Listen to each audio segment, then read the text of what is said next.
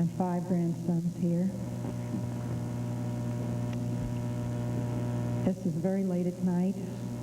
I thank you for being here and for allowing this evening to go on. I was proud of my country as the senators spoke from their hearts, and we listened to them with their varying opinion.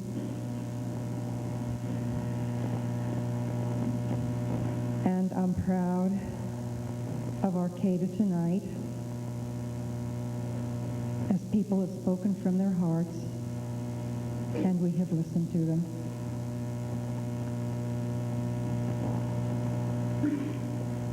For the past 8 years,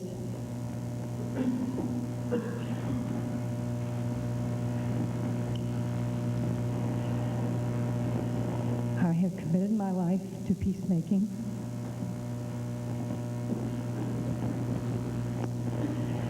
And I reach for words which are older wisdom than my own.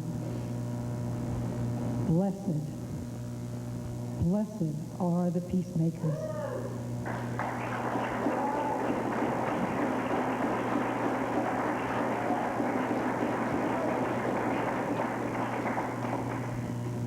Many people here also have been working for peace and have felt that blessing.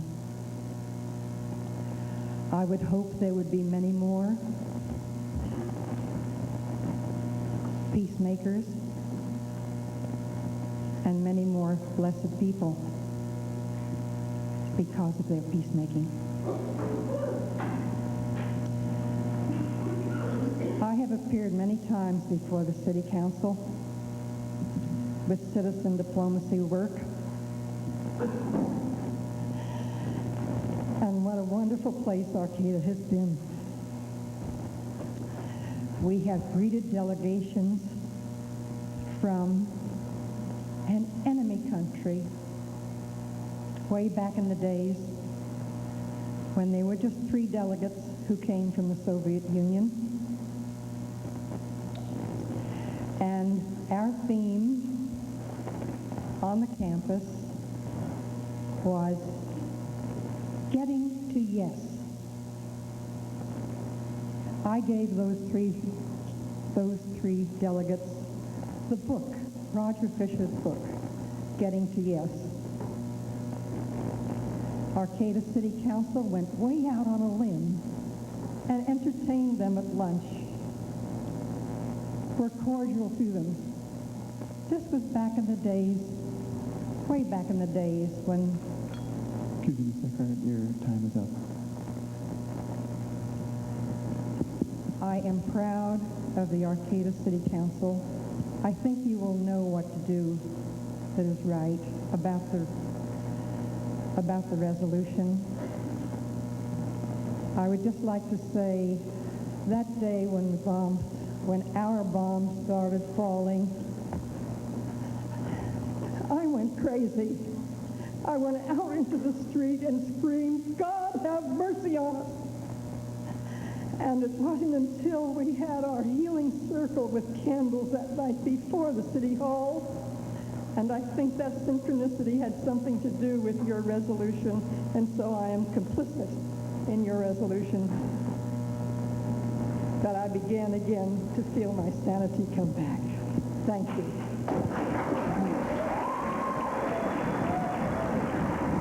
Number 144, Speaker 144,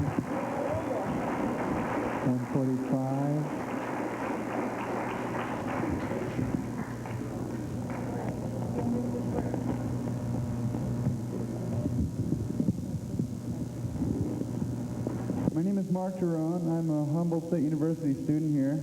I'm a freshman this year. I've been greatly disturbed by what's happening in the Middle East, and I, too, am strongly for peace here. I support the resolution. When I first heard about it, I was ecstatic. And then I was equally in despair when it was repealed again. I think that this can be a springboard, though, for another resolution that's even better than the one that was there first. I think this second resolution needs to include support for our troops in the Middle East, although not support for the government, which I believe many of you share the same view I do. Also that in this resolution there is something to the effect of establishing some alternative energy stations here on campus, as people in the past have said. I think it's very important that we start becoming less dependent on Saddam Hussein's oil and the oil from the rest of the world that we're so dependent on. And that's part of the reason why I believe we're over there. Also, I read recently stuff about the draft, and in 5 months, in May, I'm going to be 20 years old, and this is very disturbing to me to know that I would be one of the first people to go over there in Saudi Arabia, where I definitely do not want to be. And I am a conscience objector now, and I will not go over there. That's a New Year's resolution I've made for myself. I'm not going to be going over to Saudi Arabia if they call me up. And I'm going to be with this peace group. You're all my friends till the very end, till there's peace on the earth. It's going to come one of these days, and I'll be there when it does. Thanks a lot. 145 or 146. Number 146.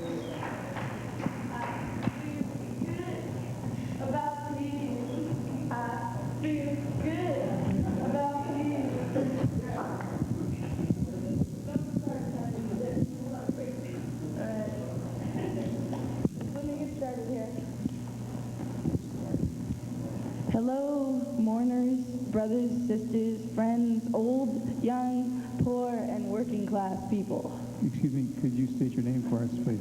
Yes, I'm sorry. Anna Raquel Tomas. And a special hello to children, if there are any awake. Hello. Okay. As a woman of the world, I feel good about peace. War is not justifiable. I see blood every month. As women, we lose our husbands, fathers, lovers, children, and friends. Well, so do other countries. We are all one world under the blue. Yes, we are already at war. That just means we have to work harder for peace.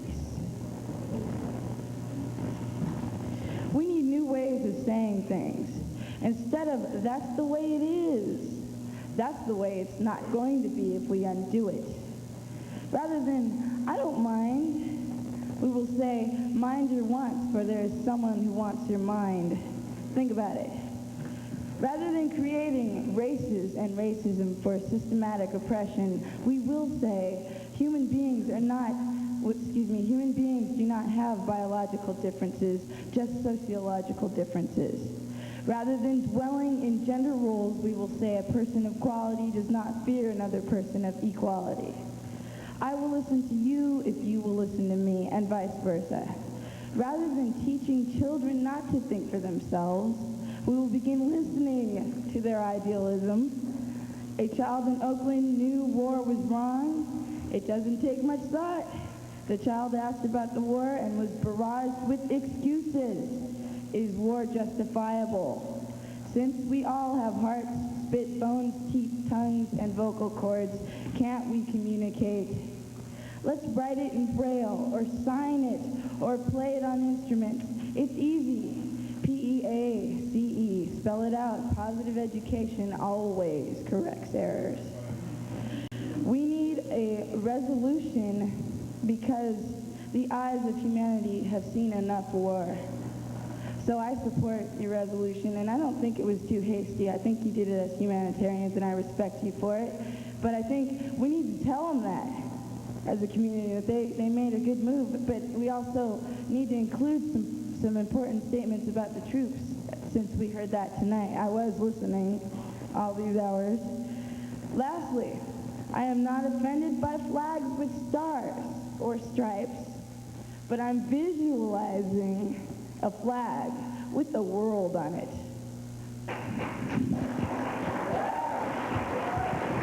Number 147. Number 147.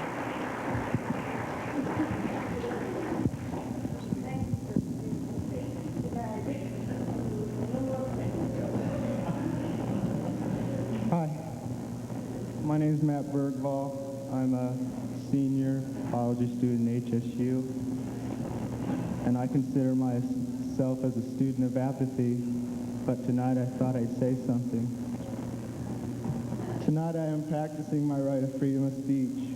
I am frustrated, distressed, upset, and let down by my government. I feel let down because sanctions were not allowed to continue. No Arab Nation conference in Israel was no Arab Nation conference, and including Israel was no Arab Nations conference and Israel was put together to talk about their differences. However, I am proud of my city council. Yes, you made a mistake by not opening this to the public debate in the beginning, but we all make mistakes. George Bush made a mistake just over 1 week ago. Can the city council make a policy like this? Yes, I believe they can. I do not want to partake in this war, such as this one, but more importantly, I don't want friends of mine that are 3, 5 partaking in it, and friends that I don't even have. I get the impression that people don't believe this city supports the troop. Well, that is wrong. What do they mean by supporting the troops? I hope it means compassion, sympathy, love, and bravery, and not war. I hope we will support the troops till the end. I am uneasy about the Middle East and Soviet Union. Will Israel get fed up with the bombing and attack Iraq? How will this affect the Arab nations, the other Arab nations? I suggest to the city council to using education, public access, ACC, and in the classroom discuss this issue that arise by this conflict and its impact on the U.S. and in the world. There are lessons we can learn from this. That regional problems should be solved by the regional level, such as by the Arabs in this case. War is not the zero-number game. Is not a zero-number game. We are all affected by this here in the United States, and those who are being bombed in Iraq, Saudi Arabia, and Israel. This country's energy consumption is twice as great as our European allies, Excuse me. who have the same standard of living. Excuse me, your time is up. One. Yes. I support your sanctuary resolution, even though it's been provoked.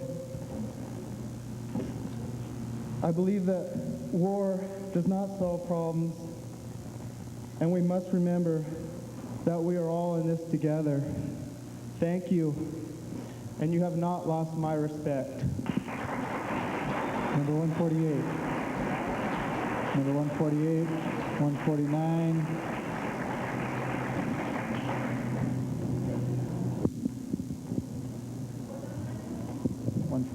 Hi, my name is Stacy Shull. I'm a resident of Arcata, and I'm number 149. Many people have spoken tonight, and I respect the opinions of all of them. But judging from what was said by some of them who have condemned the members of the council, I don't think that they clearly read the resolution that was passed. Nowhere in the resolution does it state that the city of Arcata does not support the men and women who have the unfortunate reality to be in the Middle East right now. And let me say that these people are not just troops, they are people. They are not pawns to be used for the greed of corporations in our country or to help serve our way of life.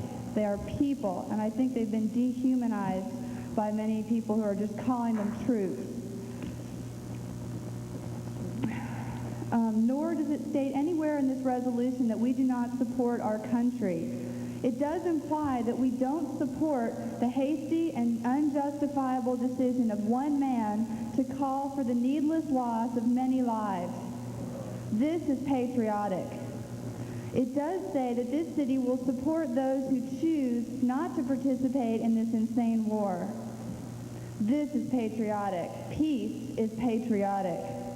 Like those who are opposed to the resolution, I am embarrassed to live in a country that commits the atrocities that it has and does every day, only without being challenged because it is a superpower. I am embarrassed to be a member of the only species known that destroys members of its own species. And I am ashamed that the people who have spoken tonight, who are older than myself and supposedly more mature, have condemned the members of our city council for responding to the plea of hundreds of its constituents who have been devoting all of their time for the past 5 months to peace. They need to be supported and commended, not asked to resign. I ask that you, the City Council of Arcata, draft a new resolution which includes a sanctuary for those opposed to the war for moral, ethical, or religious reasons, regardless of whether or not our federal government recognizes those reasons, and also a statement that we do support the troops and our country as well. I hope that the council does not, however, pass a resolution that reflects only the opposing viewpoints, such as the one passed by the County Board of Supervisors. I am proud to live in Arcata, and I will continue to be proud of that fact no matter what happens. In closing, I would like to say that I hope we have learned something from all of this, the value of communication. If George Bush had communicated with Saddam Hussein, maybe we wouldn't be here right now. If those who support George Bush and the use of military force had communicated their opinions while this conflict was building, then the City Council would have had more to go on in making their decision about this issue in the first place. Excuse me, your time is up, Ms. Shaw. Thank you. I just want to say one other thing. Let us begin to communicate with each other and with open hearts and open minds. Thank you. 150. Speaker 150. Hello, Council and everybody. My name is Michael Murray. There's a parallel going on right now in another part of the world. Currently, it's the people of Lithuania are revolting. The central reason being young Lithuanians do not want to be drafted into the Soviet army. I see a definite parallel here. George Bush happens to be supporting the Lithuanian people. Logic would dictate he must also support our sanctuary resolution. So now, all these people with these huge flags that kind of blind them should also support draft resistors because the president has spoken in favor of draft resistors. I have not yet seen tonight one draftable young man come up here and speak against the resolution, the sanctuary resolution. I'm kind of worried. I'm draftable, and I don't want to go. I don't want to kill someone. I hope that you take back this sanctuary. I realize maybe you can't. Get something stronger. I think lives really are more important than an image, the image of Arcata to the rest of Humboldt County or the rest of the nation. Lives are more important. They really are. And here's 928 student signatures that agree.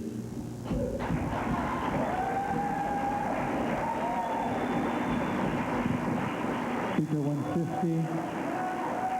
151, 151, 152, 152, 153.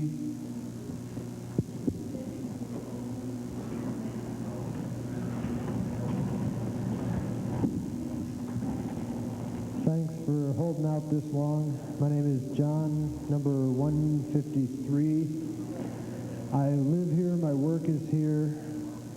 And I'd like to welcome you all to this little corner of World War III, because this war does affect the whole world. It is my belief that this war is not only a senseless act of violence, death, and destruction, it's also an ecologic catastrophe. There's also some economic sense to ending this war. How better can we spend billions of dollars a day for creative things here in our communities? I'm glad to see people here exercising their constitutional freedom of speech in a peaceful way tonight, but there's another constitutional freedom, and that's the freedom of religion. There's a religious movement which had its birth in the Middle East, which teaches us, thou shalt not kill. If we can lose our freedom for holding that belief, what kind of freedom is that? This council has unanimously the other day shown their support of our freedom. For that I say sanctuary much.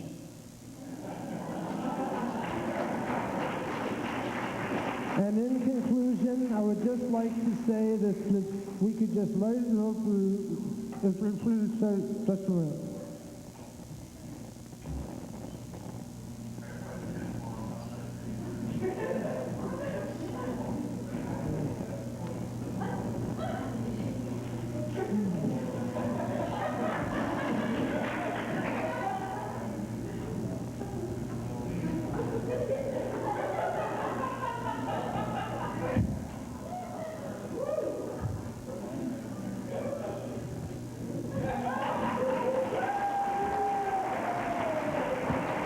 Speaker 153, 154, 154.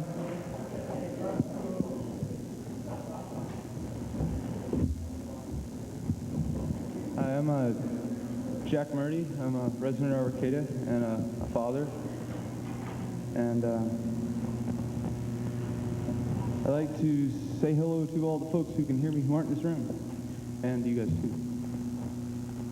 I think that a lot of the people who are mad about this resolution for a variety of different reasons and things would agree that a decision of this magnitude should not be decided by a few people. Therefore, I recommend that it would be in the council's best interest to have a special vote by the people of Arcata.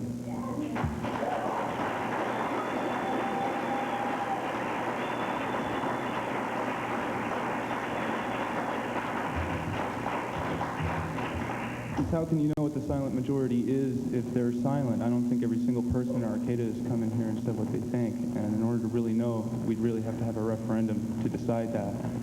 And kind of take the weight off your guys' backs about it, and I think you'd kind of like that. I'd like to say that, you know, I backed your original resolution. I'm against the war machine of Saddam Hussein. It is against my religion to support any war machine. Because I read somewhere, thou shalt not kill. Thank you. Number 155, speaker 155, 156, 156.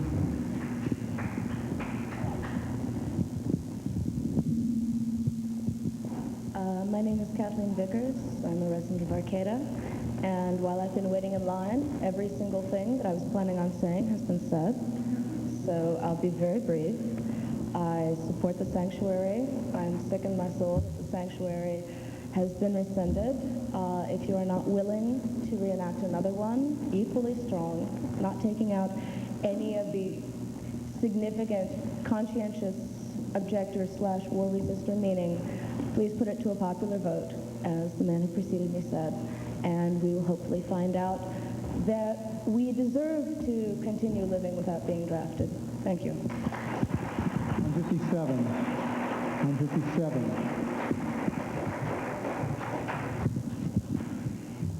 I'm called Frank Siofi. Apparently I too am a citizen of so-called America and Arcata.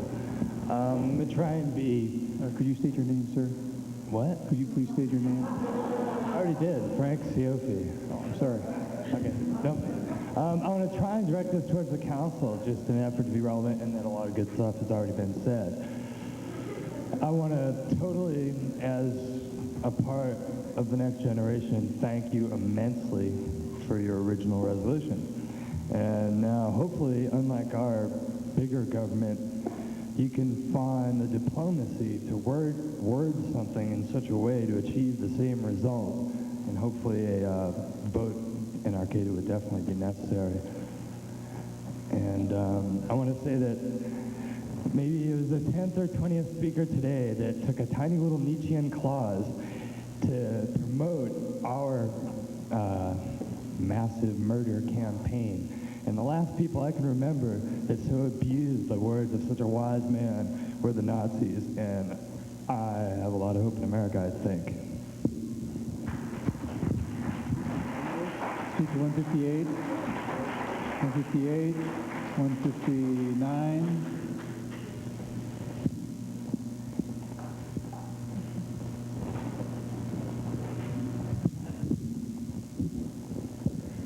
Good evening. My name is Alan Sanborn, and I want to say something about supporting the troops. I think if you look at the Vietnam veterans, that this city has supported them far better and been much kinder to them than the nation in general. And I think that we'll support the troops that come home in the same way. I've lived in Arcata since 1968. I refused the student deferment then and sent back my draft card. I took a year off from my journalism studies to travel in Central and South America. And there it was that I learned that mainstream American journalism is a collection of half-truths and outright lies. I'm sorry that CBS and NBC had to leave before the pro-resolution voices began to be the majority, but who cares? They'll edit it the way they want to anyway. They're both corporate-controlled organizations. NBC is owned by General Electric, one of the largest weapons manufacturers. And that's why the networks don't seem to see what should be apparent to any idiot that would look at a map of the Middle East. Kuwait was created by Britain to be a small, easily policeable kingdom and situated to keep the Iraqi oil fields from free access to a deep-water port on the Persian Gulf. History is actually behind Saddam Hussein, at least as far as claims to the Gulf and claims to Kuwait go. Look at a map yourself. It's real easy to see. Kuwait's a bump in the way, in the way of them getting to the Gulf. Okay, both of the wars that Saddam Hussein has fought recently have been wars to get some access to the Gulf. TV tells me that there's a multinational coalition. Let's face it, the U.S. is supplying 90% of the money, 90% of the men, and all of the public relations. And how about the Arab world that's supposedly behind us?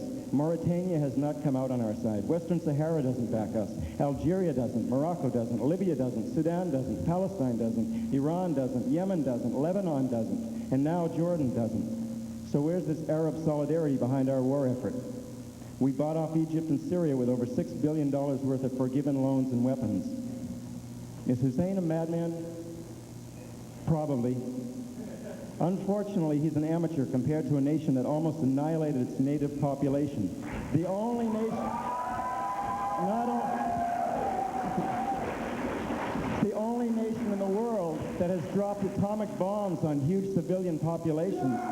Carpet bombed almost defenseless, tiny Southeastern Asian nations. A nation that sanctions terror, torture, and murder by bankrolling Marcos, Duvalier, Diem, Somoza, Pinochet, the Shah of Iran, Salvadorian death squads, Noriega, the South African government, and even Saddam Hussein. A nation whose CIA has overthrown democracies in Iran, Nicaragua, Guatemala, Dominican Republic, Grenada, Chile, Jamaica, etc. So, who is the madman in this war? Iraq was one of the sponsors last year of a UN resolution proposing a verifiable elimination of all chemical and biological and nuclear weapons from the Middle East. 2 countries vetoed it, the U.S. and Israel. Where was NBC then? In fact, the U.S. has vetoed every resolution to eliminate chemical and nuclear weapons. Excuse me, Mr. Sanborn, your time is up. I figured it would be. Anyway, I support your resolution. I wish I could go on. This war is not about oil. Okay, the Kuwait people haven't answered the question about is this war for oil? If Kuwait produced carrots instead of oil, Mr. Sanborn, do you really believe that George Bush would have sent 400,000 troops to the Middle East? Speaker 160, 160, 161, 162.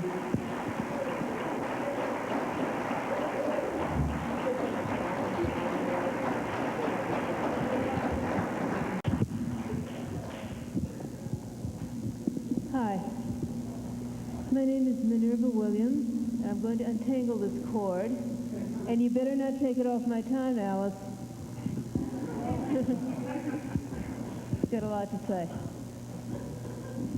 I live in Arcata, and for the first time in the many times I have addressed the city council, I will not tell you where. This is something I learned from a very nice gentleman in long about 1963, and I have to tell you a little bit about myself. For maybe the first 25 years of my life, I lived in a society, in a family, in which everyone's mind was expected to be in a lockstep. If you wanted to belong to that, you thought the way you were told to think. Somewhere along there, I left it, and in the company of some other people, opened my house to anyone who wanted to share it with us for a period of several years. The incident, we had many wonderful things happen. The incident that stands out in my mind that I want to share tonight was when I came home one day and the kitchen was spotlessly neat and tidy, which, if you know me, is a small miracle in itself. Amen, she knows me. What I found out later was that a young man we knew somewhat tangentially had come over to our house as a place to meditate while we were gone because we would not lock the door. He came over to our house while we were gone because he wanted to decide if he wanted to go and get conscientious objector status. This was during the Vietnam War, of course. So I know a little bit about it, what it is to deal in civil disobedience. I know a great deal of what it is to wonder if when you pick up the telephone, it is going to be some hate monger. I learned to guard myself and my children from people who thought in lockstep, and now I find I must do it again. Because I am very, very disappointed, and I want to say ashamed of what I see the peace movement having become. I wish I could agree with you, but I can't. All I see is people who are much less peaceful than the people at the patriotic rally I was at this afternoon. I don't know if you understand the anger Excuse me, Ms. and the Williams. mindlessness you are projecting. 3 minutes is up. We will take a short break at this time. We'll take a 5-minute break.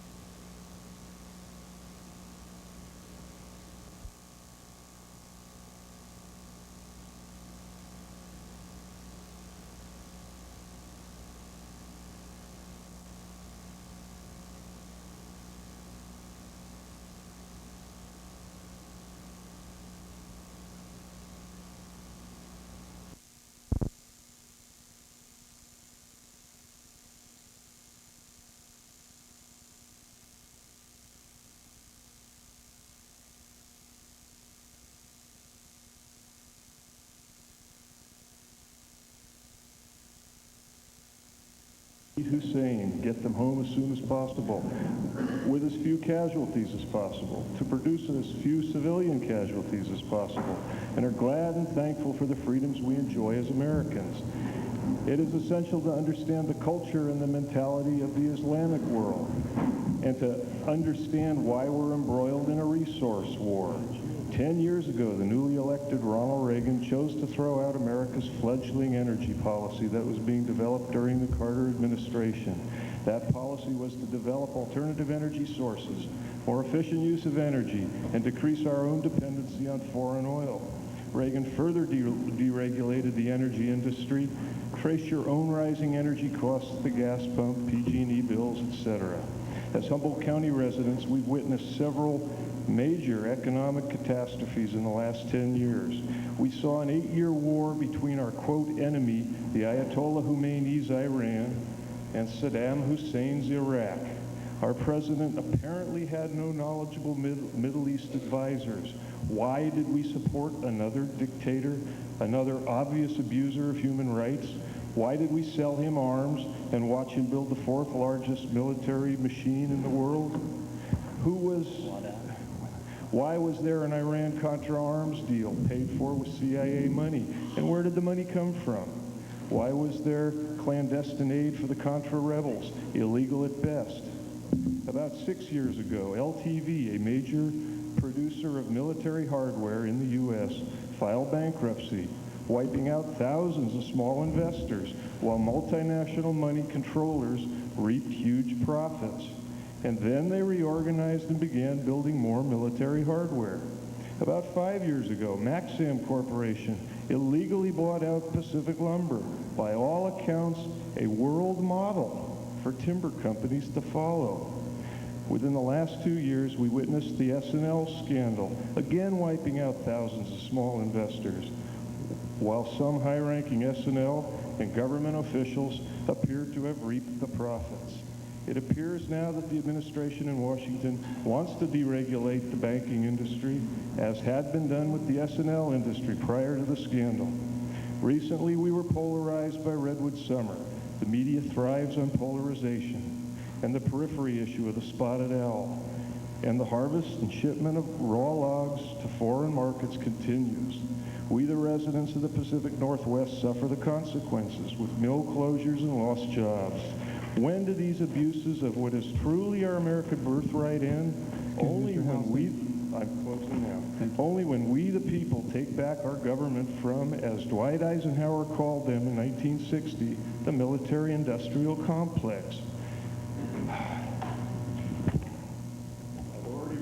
I've already relayed to Bob Ornelas my feelings on the issue of the sanctuary.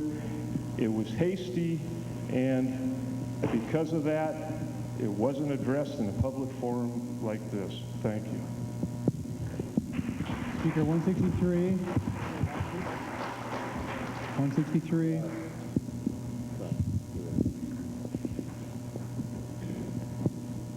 My name is Halima Collingwood.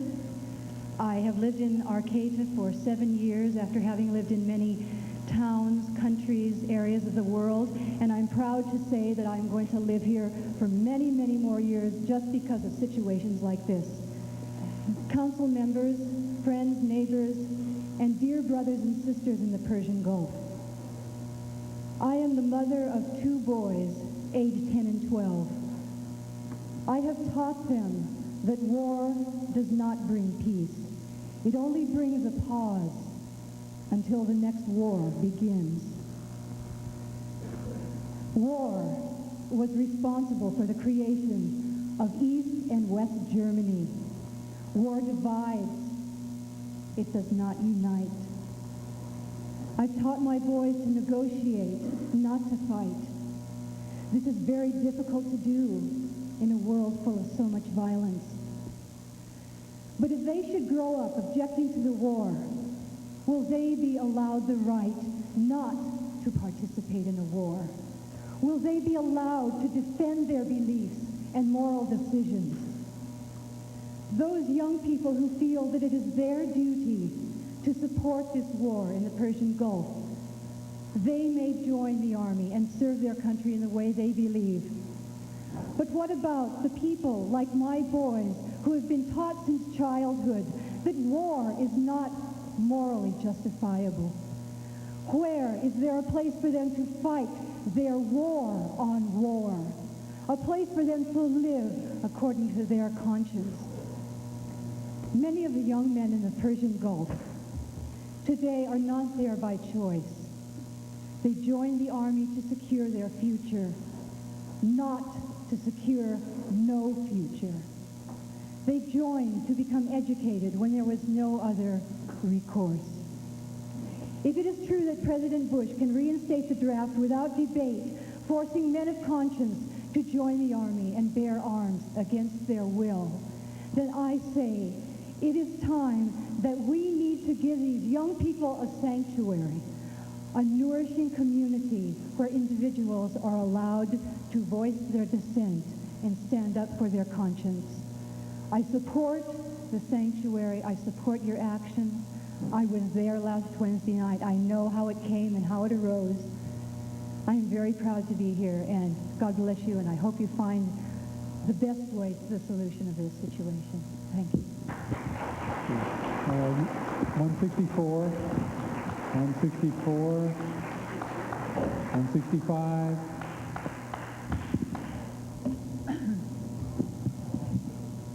Hi, I debated whether to spare you 3 minutes of sleep or to tell you how much I care about you and about this community.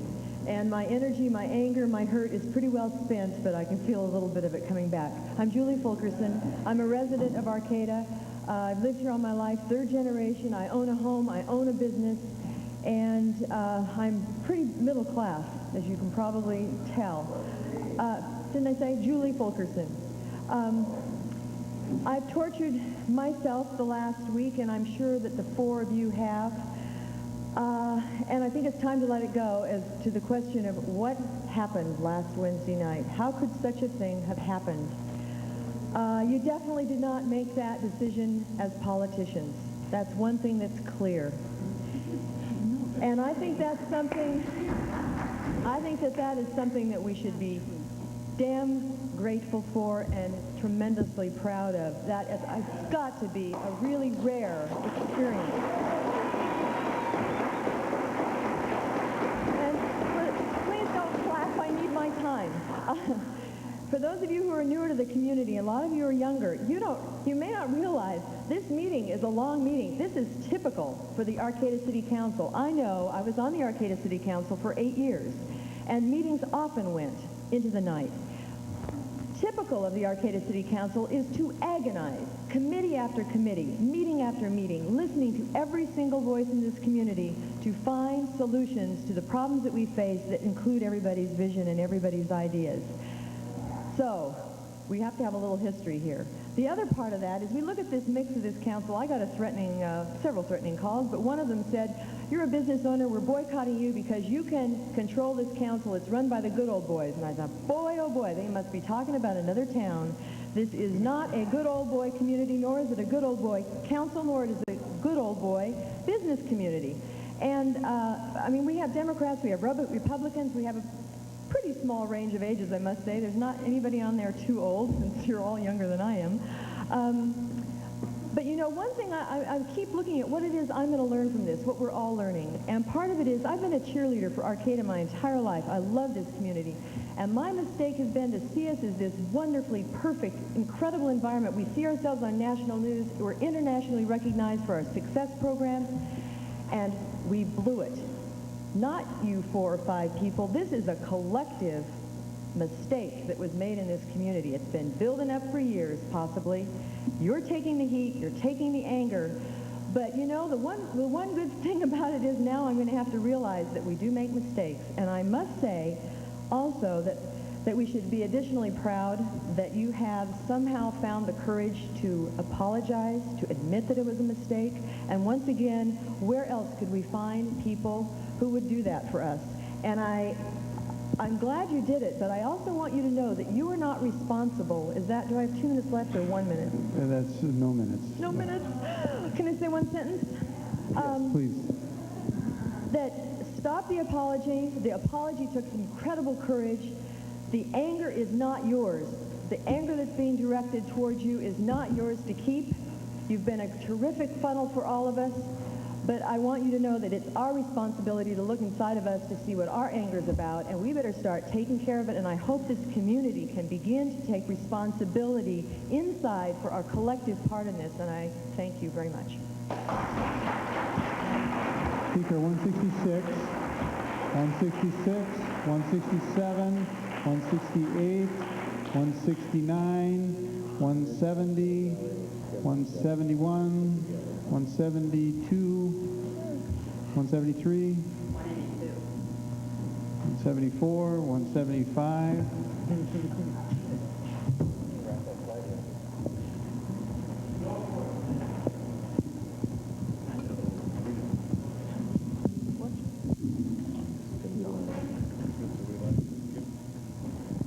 My name is Peggy McConnell, and I'm a five-year resident of Trinity County and a recent arrival in Arcata. I'm a 43-year-old mother of two teenagers who could be drafted soon. I want to read you this poem I wrote. It's called The Big Question.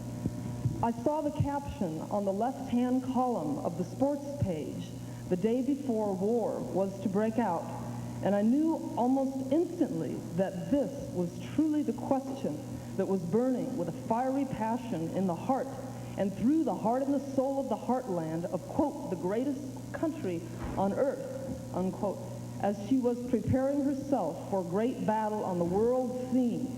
And the question, why, of course it was, if war comes, do we play Super Bowl? And I will ask, what will they die for if not our right to remain an astoundingly frivolous people?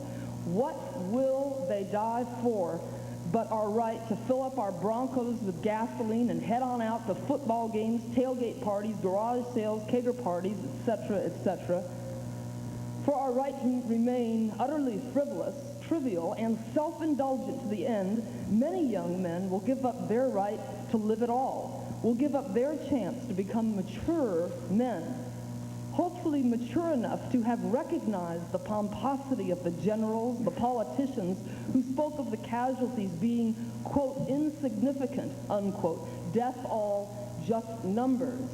Hopefully mature enough to have recognized the way the media made it a huge spectacle, the show of the year, even giving it a name, Showdown in the Gulf, and the newscaster whose demeanor in reporting was one of a football coach or referee, elated with the spirit of the game, an old and venerable newscaster familiar to us all, even referring to the beginning of the battles, well, the game is on, and many young men will die, and all across our country's heartland, older men will argue and fight in taverns over which channel to watch, over which is more thrilling, entertaining, to see big overgrown boys in football uniforms throw around a ball, or to imagine young teenage men in military uniforms throwing grenades and blowing each other to bits in a distant Arabian desert. Number 172, 3, 4, 175, 176, 177, 178, 177. My name is Rick Ellis. I am an Arcata resident. I am a veteran, and I'm a businessman. I'm also chair of the Central Committee of the Peace and Freedom Party here in Humboldt County. Last November, 22% of the people freely went to the polls and voted for the Peace and Freedom Party in the city of Arcata. That is a fact. We believe that the armed conflict in the Persian Gulf will not solve the political problems that exist in that part of the world. We would like the Arcata City Council to consider a resolution which would call for two things. One, a ceasefire. Two, a UN international conference to negotiate and settle all of the questions concerning the nations of the Mideast. That means the L word, linking of all the issues which are pertinent to these people.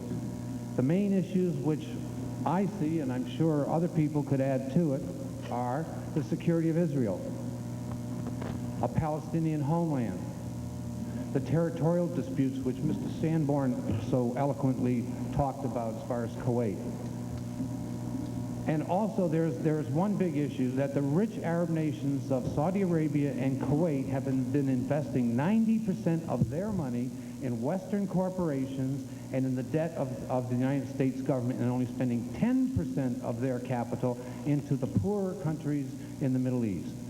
I think we have to deal with things the way they really are and look forward to what we can do to stop this war and to move forward. And so I would ask you to consider that type of a resolution.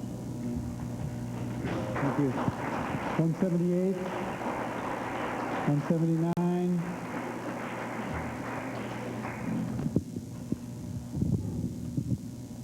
My name is Ben Winker, and I just moved up here this year. I started college for the first time in my life, and it's kind of neat coming up to Humboldt. 1990. Wow, it's a brand new decade. It's a brand new place in the world. It's different. It's definitely different than my hometown. And I'm really happy to be here and happy to be part of this political process and happy to be a registered voter. And I was really amazed and really ecstatic to hear that the city council had put itself in a position to free our minds, to help us wake up and smell what's going on, smell the blood and smell the oil and smell everything that's going on, and not just see the financial and fiscal worries that worry everyone and worry the communities at large. Every community in America is worried about some money problems and stuff, but at least this city council has enough guts, I guess, I don't know, to stand up and look at the world, and I think that's what we all got to do, and wake up. Thanks a lot. 180, 181.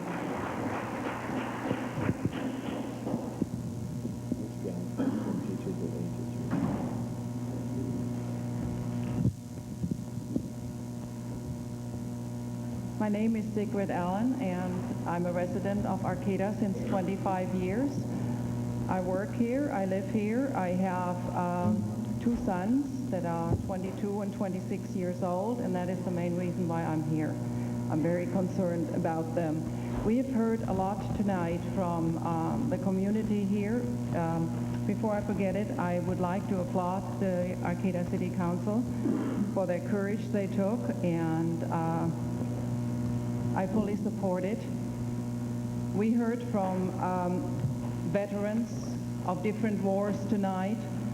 We heard a lot of repetition. A lot of what I was going to say has been said already.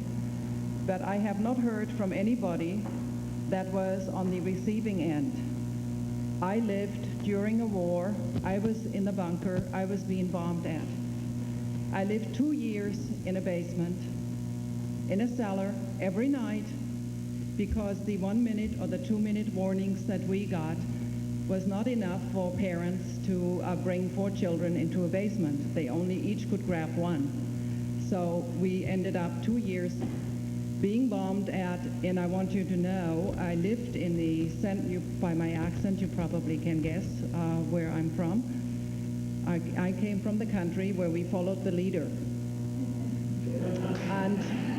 And you know what that got us, and I see this country now making the same mistake. They follow the leader. He got you into the war, or got us into the war, and afterwards the Senate and the House voted, and they could not, but you know, now I am supporting the troops. I wish they would come home tomorrow. I wish we would decide and debate and negotiate. But getting back to my experience when I was being bombed at, it was Christmas trees, just like you see it on television. That's what we called it. All the light, the town would be lit up. We would go on the balcony. We see it. We run for our life. The bombing started, and you saw it today on television, the blanket bombing. At the time, the Americans were trying to bomb Merck, which is a chemical factory in Germany. They managed in one night to blanket bomb a city of 100,000 people. 35,000 people were killed that night. The plant survived completely. Was not one window broken. But I'm sure that in America at that time, you probably heard it was a direct hit. I spent October last year in Europe. In closing, I want you to know that. And I listened to the television stations. October was touch and go. Would it start shooting? Would it not? Would a war start? I watched the news. I talked to people all through Europe.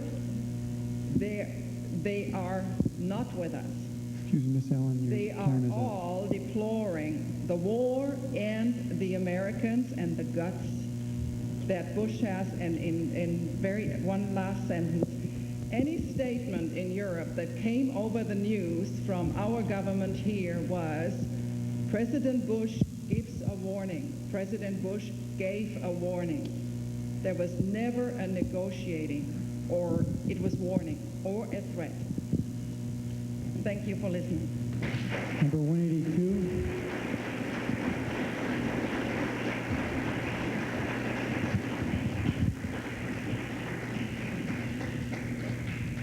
Hi, my name is Scott Ramirez. You'll have to forgive me, I'm an Air Force brat. I get a little confusing sometimes. I had a little experience when I was growing up. Every day on the Air Force base that I had been born and raised on, at sunrise and sunset, the flag would go up and come down. And it's a really interesting thing if you've ever been on a military base during peacetime to watch the flag go up and down. The whole world stops, everything.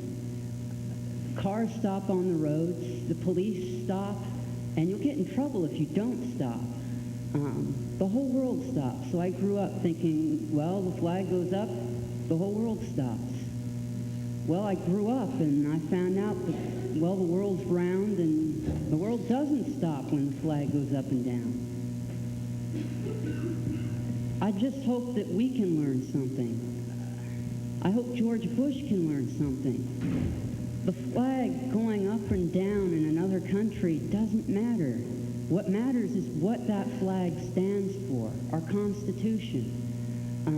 Our Constitution says that we the people, well, right here, this is we the people. Having minorities fight for us is not right. My dad was in Vietnam the whole length. He didn't serve tours. He was enlisted before and after. He was a lifer. He served 20 years. His name is Jorge Humberto Ramirez. Funny name. I heard Dutch before I ever heard Spanish. I don't think that's right. I'm middle class. I think middle class should be going. If we're at war, we all should be at war, I think. I don't think there should be deferments for college. I think that if we're at war, we should draft. But I don't agree with this war. When you draft and you have deferments, there are minorities that are thrown out. That's wrong. That's against our Constitution. But when you go kill people because they're killing, it doesn't make sense. All I say is thank you for your resolution. It was hasty, yes, but they say haste makes waste. If this is waste, I'll live with it.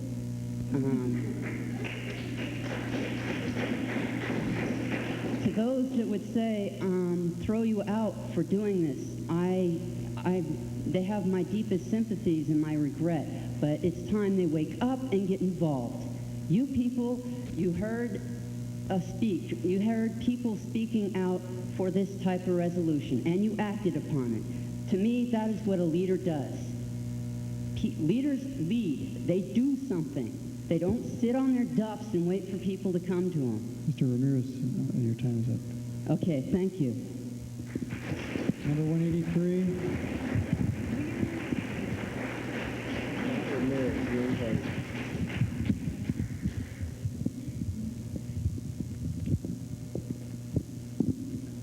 My name is Ken Hohalter. I moved to Arcata to go to Humboldt State University out of the military. I guess I'm not going to say a whole lot except for that I do support the president and I do support the troops over there. And I can't support a draft-free zone. That's just the way I feel. I do support conscientious objectors, and the United States policy does that also. But to call yourself a draft-free zone, I think is a legitimately wrong point.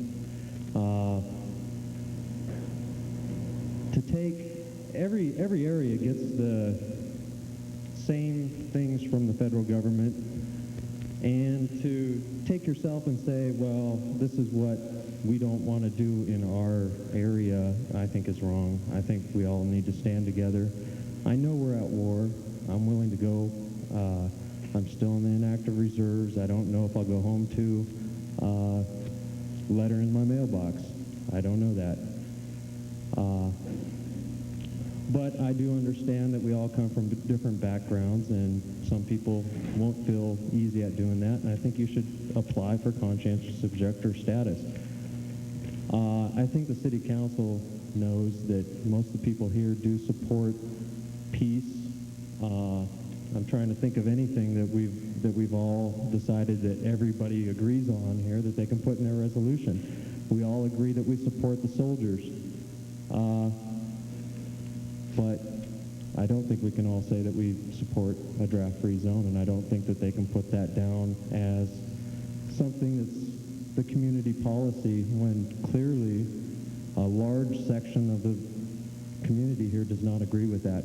So I think you should all, when you read whatever they finally come out with, understand that it's probably not going to please you because you did have a draft-free zone for a week, and you probably won't have it when this is all over with.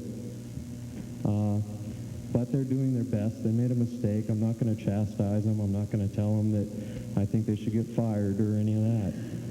They did their best. They thought they were doing the right thing. I don't think there was any malice or intent to do wrong. They just did what they thought was right at the time, and it ended up being, I'm not going to say wrong, because I'm not saying I'm right. I'm just saying they did what they thought was right, and it didn't happen to be supported by their community. And that's all I have to say.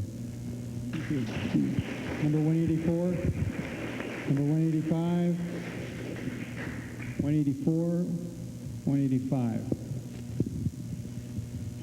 My name is Peter Cardis. I'm a resident of Arcata. I just wanted to say that I support your resolution, and I thought it was an act of beauty. It's way ahead of its time. And if we force United States citizens to go to war against their will, we take away their basic freedom. And it's that freedom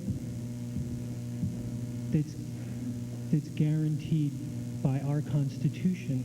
And if we take away that kind of a freedom, then we have a similar situation to Saddam Hussein's government, which is no freedom. You go to war. So thank you very much. I thought it was commendable. Thank you. Number 186, 186, 187, 186.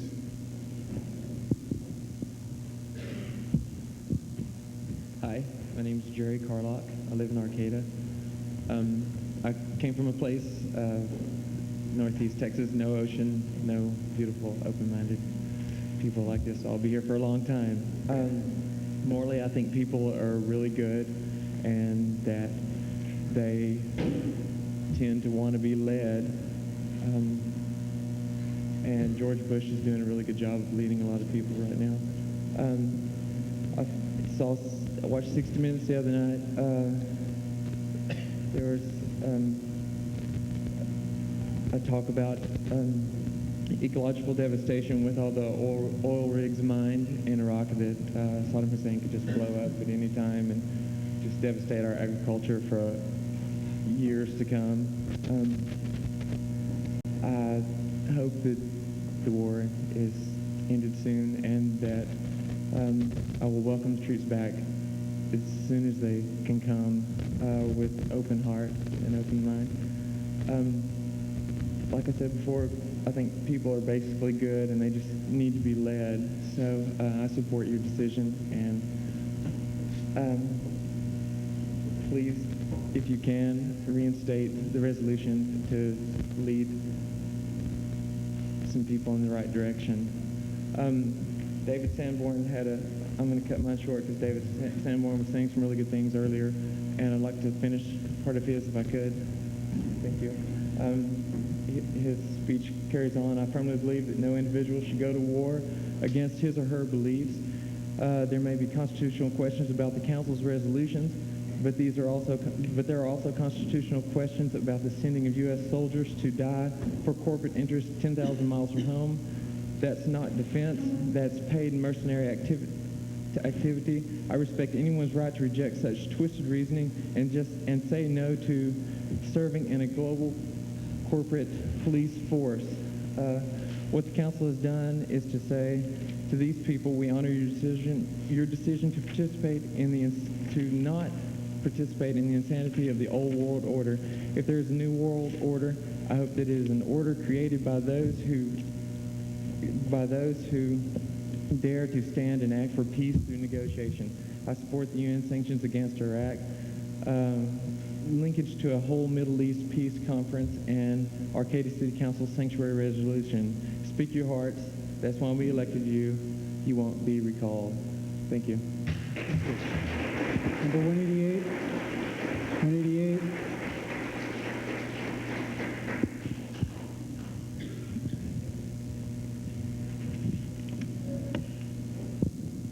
Hello, my name is Mikkel Foisey. I'd like to say that I do not support the war. I was thrilled to hear about the resolution that our council made. Surprised and thrilled. I'm sad that it didn't hit everybody that way. I also think it's too bad that a lot of the people that seem to be opposed to the resolution are not here now when the majority of people are for it. I think it's good to hear both sides. I also think that peace in Arcata is very important, and I feel it's more important than having a sanctuary in a resolution, although that is what I would like very strongly. But I would rather see it put to vote, perhaps all the separate items, and just one person, one vote. And for instance, non-violent acquisition of peace as one thing that we want. Support for the troops, alternative energy, and this sanctuary, and just have each thing voted in or out separately, and whatever that turns out to be is what we get. Thank you, and thank you, Council, for listening. Thank you. Number 189, 190, 191.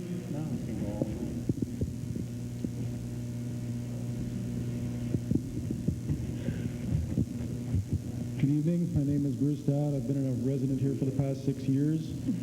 And I want to thank you for opening up this city council for everyone to get their feelings and perhaps even recognize themselves for where we all stand and what we are feeling throughout this rather difficult time period. There's a couple of points that I think that need to be made in regards to the resolution. Conscientious objector status is legally recognized in this country. As I read this resolution, I note that you have acknowledged in one sentence that such and such and such, that is not required by federal and state statute, et cetera, et cetera. In other words, you people have recognized the right of law by the federal government and the state government and all that. I don't think there's any reason for anyone to feel insecure about having violated the law for having attempted to do something which is of a good cause and of a noble reason. There's been a lot of emotions put forth here, but one thing that is very objective is that in this country, that if we do not allow dissension and a multiplicity of viewpoints, then we are simply a nation of very complacent and robotic automatons where we simply follow leaders and gratify our own little self-interest, whether they be for business or for pride or for whatever. I think it's very funny that for many thousands of years it has been taught and preached by many more noble people, that pride and greed and laziness and materialism or lust or what have you are weaknesses. And yet there seems to be a lot of pride being waved around these days. I wonder how often it is that people in this room or in this town have come face to face with someone who is very arrogant, very obnoxious, very abusive, and not felt that something wrong was being done. Recently, at an investigation that the United States Congress put forth in regards to the Iran-Contra situation, it was recognized and declared that our government, or the administration of it, had become an autocracy, a law unto itself. Ronald Reagan himself was quoted as saying that if he had the chance, he would abolish the Bill of Rights. At the close of World War II, we convicted people at Nuremberg for just following orders. When I took oath of allegiance in joining the United States military, before I raised my right hand, I asked the officer in charge, what was my responsibility if someone above me in command gave me an order that I knew to be immoral, unethical, or illegal? And he told me that that was my responsibility as a citizen to know the difference between right or wrong. If we simply accept orders in this country and never once speak out in dissension or in viewpoint, or if we try to use techniques in terms of intimidation or bullying, what are we becoming? I think one of the greatest experiments about this nation is that we would learn to observe our own feelings, however extreme they may be, and try to come to a reasonable middle ground. I don't think there's anybody here who really feels any animosity towards our troops in the Mideast. Mr. Dowd, unfortunately your time is up. Okay, I'd just like to say that I'm glad you people have had the courage enough to take a stand in the beginning, and I really am confident that you will be able to come to a reasonable conclusion of all this and perhaps cool down all the heavy emotions that have been coming forth out of this town. Thank you. Thank you. 191, 192, 191.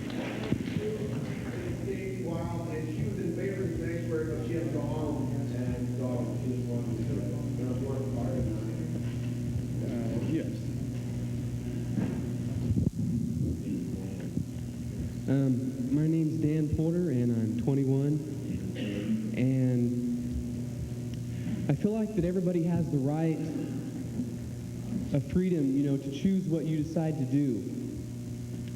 But my pain this day is because I have a little boy that's not even a year old yet, and I fear what this world is going to be like whenever he's my age. And my fear is that the love and that the peace we want is selfish love and selfish peace. And what I mean by that is this. There was a journalist one time who was in an American city, and he seen a lady's purse taken away. And the people around just stood by and just ignored what had happened. They let the crime take place, didn't even care. And he was over in a foreign country, and I don't want to state that country, but the same typical incident happened, and the people mobbed the crook. And if we stood up for what is right, that is what I want to promote, is to stand up for what is right. And if we all would do that, crime would not be a problem.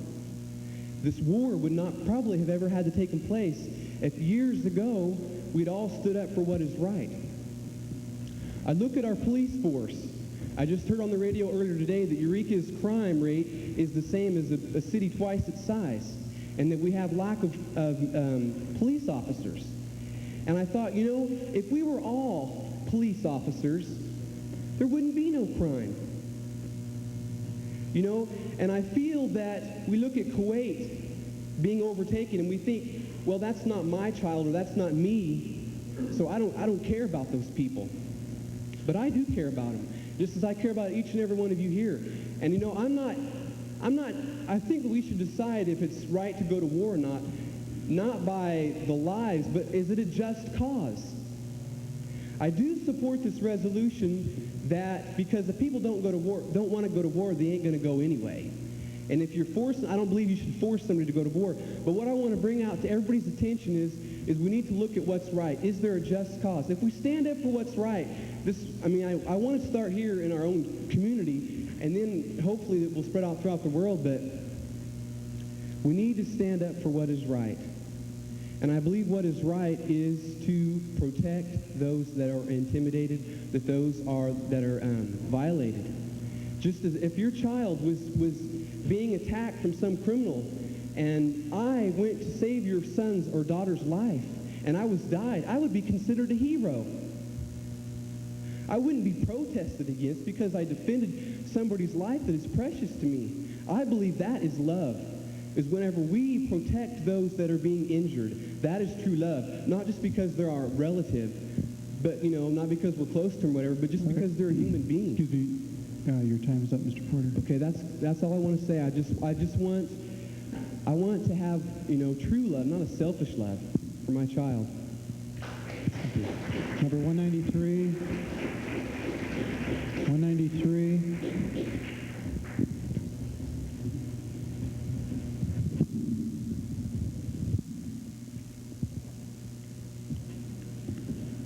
Where's all the students? You're all gone.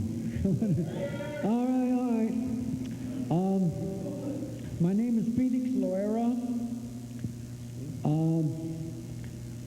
It always bothered me to call myself Mexican American. I'd rather call myself American Mexican.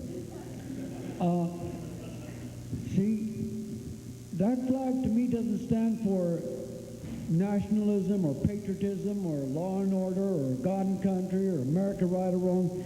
It's supposed to stand for we the people of the United States of America, right? Okay. I think it's time for us to be we the people of the world anymore. On account of hydrogen bombs, there's been a lot of wars. There's one thing that gets in the way. The economic system of capitalism. I think that John Lennon, the Beatles, and this guy, Jesus that was nailed to a piece of wood, I think they're right when they say love's the answer. I can't love you if I'm going to have to compete with you. That's the one thing. You know, you want to change it? If we do it, we've got to do it the American way, though. Economic of communism, economic of socialism, want to keep capitalism, I don't care. As long as we the people. See, then you don't have to be afraid of anything. There is another thing.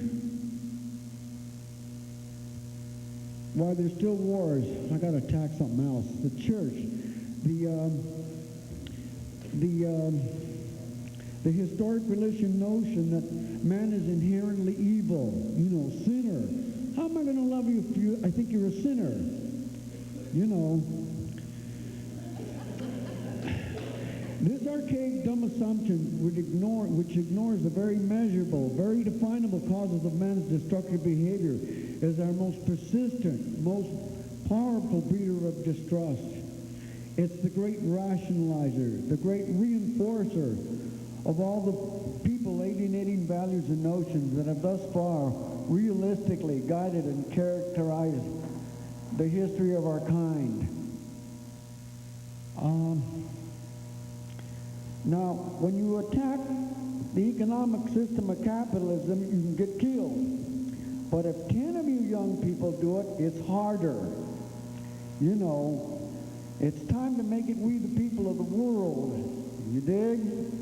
Okay? Dun, dun, dun, dun, dun. Thank you. Number 194. Number 194, 195.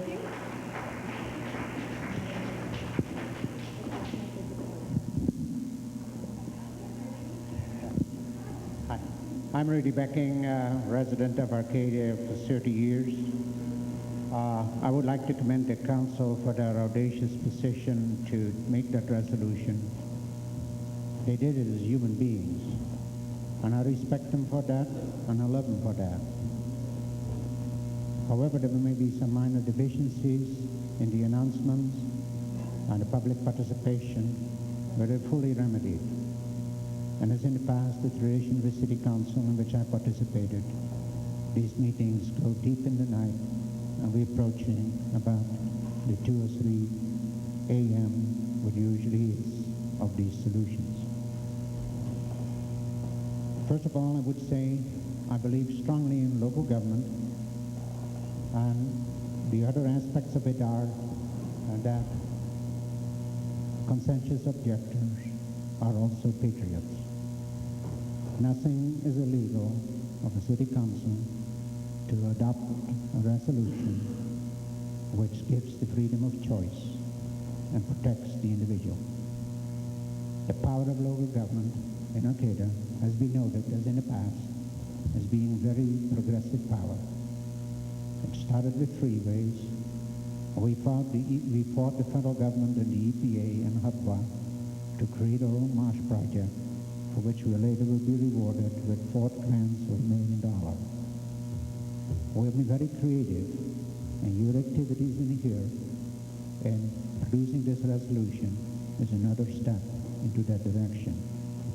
And I think the progressive, silent majority will support you. War is nothing else than institutional murder. War in the 21st century is obsolete.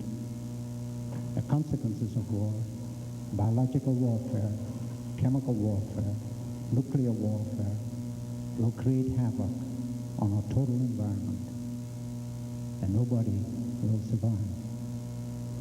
What we have to realize, and you do as local government, that we're all part of one Earth, one global community, one environment, and we need to protect it. And so therefore, if you adopt a sanctuary resolution, I hope you will incorporate environmental protection, environmental impact assessment, as well as all the other values. Lastly, there has been a lot of controversy created in this community by misreading your resolutions or by misunderstanding. My recommendation is, and you did a wise decision, you publicly apologize and you rescinded your resolution. I would advise you to create a citizen advisory committee of a few respected citizens of the most diverse opinions, and let them make a recommendation to you how to resolve this problem. This dialogue has to be continued in such a meeting.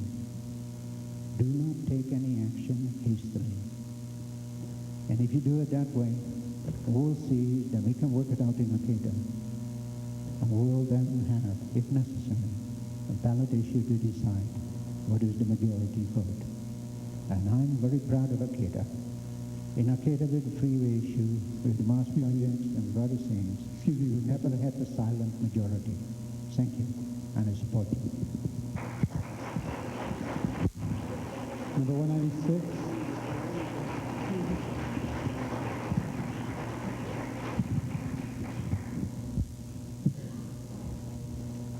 My name is Trevor Daly, and I live in Arcata, and I've lived here for 18 years. I was born at Trinity Hospital. What I have to say tonight, what most of you are not going to like. But I believe in the United States, I believe in the government, and I believe in the troops. I back them 150%.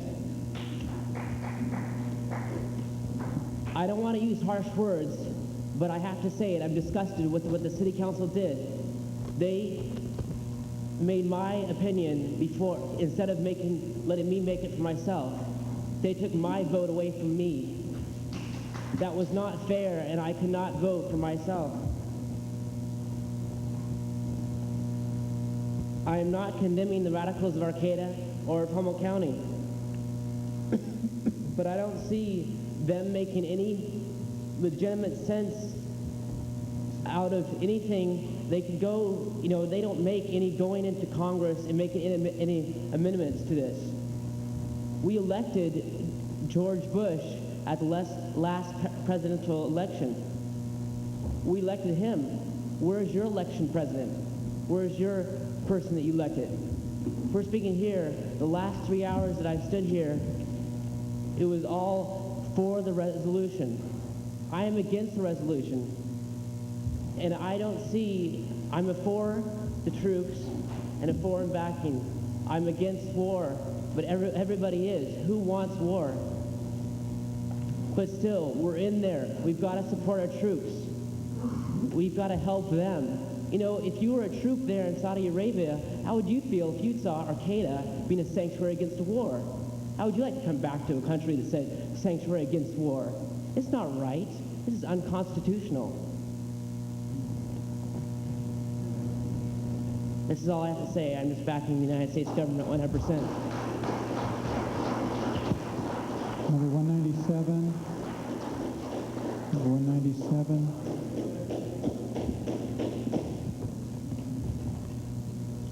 My name is George Wheeler. I live here in Arcata. I'd just like to say that I feel that we all in this room owe you folks a debt of gratitude for stirring this all up, both the folks that agree with you and the folks that disagree with you.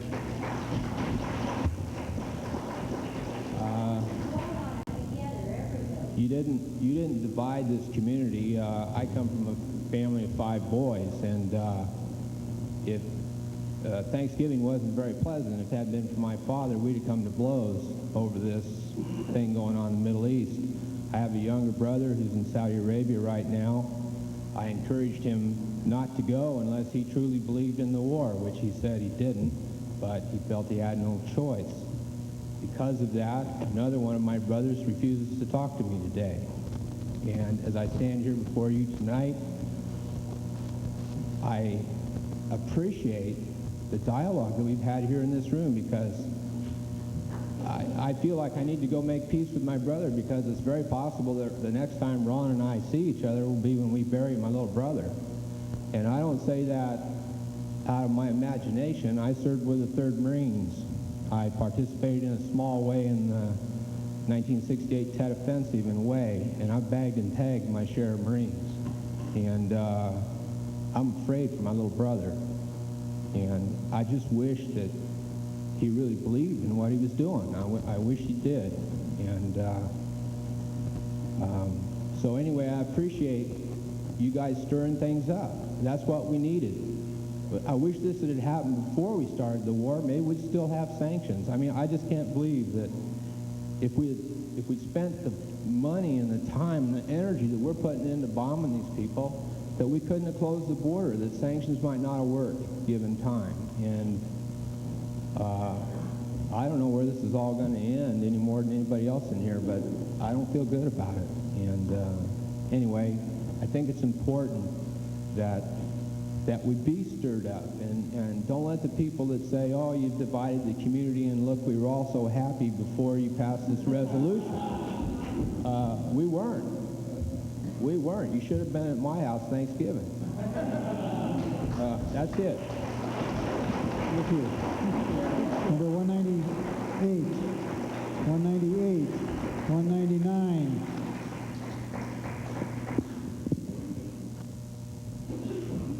Good evening. My name is Mike Walsh, Arcata resident for a long time. I'm at a very draftable age. I'd just like to make some thanks to the City Council. Thank you for drafting and voting on the resolution. Thank you for giving me a chance to be here. Thank you for not putting business interest in front of your choices, your vote. And thank you for thinking of people my age that will be fighting in this war. And thank you for thinking of me. Thank you. Number 200.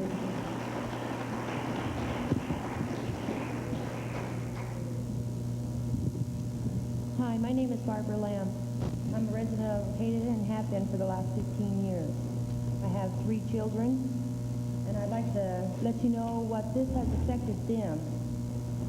My 4-year-old goes to a daycare in Eureka, and every child in that daycare lives in Eureka. They also know that she resides in Arcata. And because of this, they now refuse to play with her. She came to me crying, not understanding why her friends, and has been friends for a year, will not play with her now. Because she has no idea what this war is all about, but it is affecting her. My 13-year-old, she doesn't know which way to turn. She doesn't know if she should support it or not. My 15-year-old He told me if he is at an age where he is draftable and they do draft, that he'll be more than glad to go. Your decision not only affected the people who could vote, it affected people who were too young to vote, people who didn't have a say. The residents of Arcata did not have a say in this. We are worried about what our property taxes are going to do, what our land value is going to be, how are we going to make a living. And just for that, I do not accept what you have done. I voted for every one of you come election. Next election, I'll have to think about it, find out what's going on. All I know is my child was hurt. It should not have been her hurt. And I place that hurt on you. You were not the one that had to wipe her tears.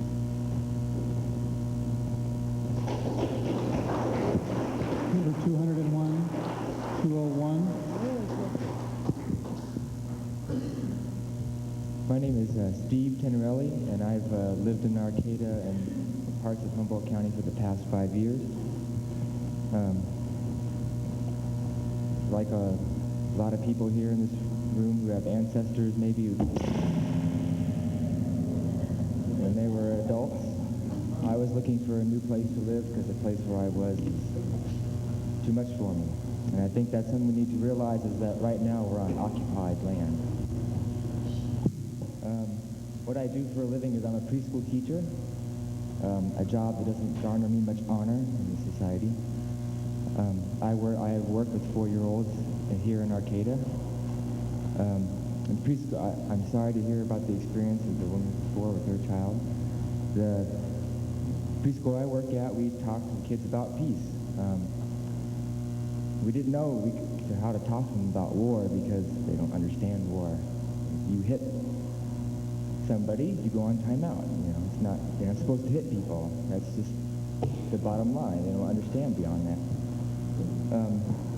We talked to our kids about peace, and you know, some of them, they've been watching TV. They talked about armies, and a lot of kids though talked about not wanting to hurt people, wanting to be friends. We took the kids out. We had them we wrote down what they said about peace on signs, and we took them up to the campus and walked around, and we had them all stand up for what they believed in. And I think that that Wednesday night, that's what I did.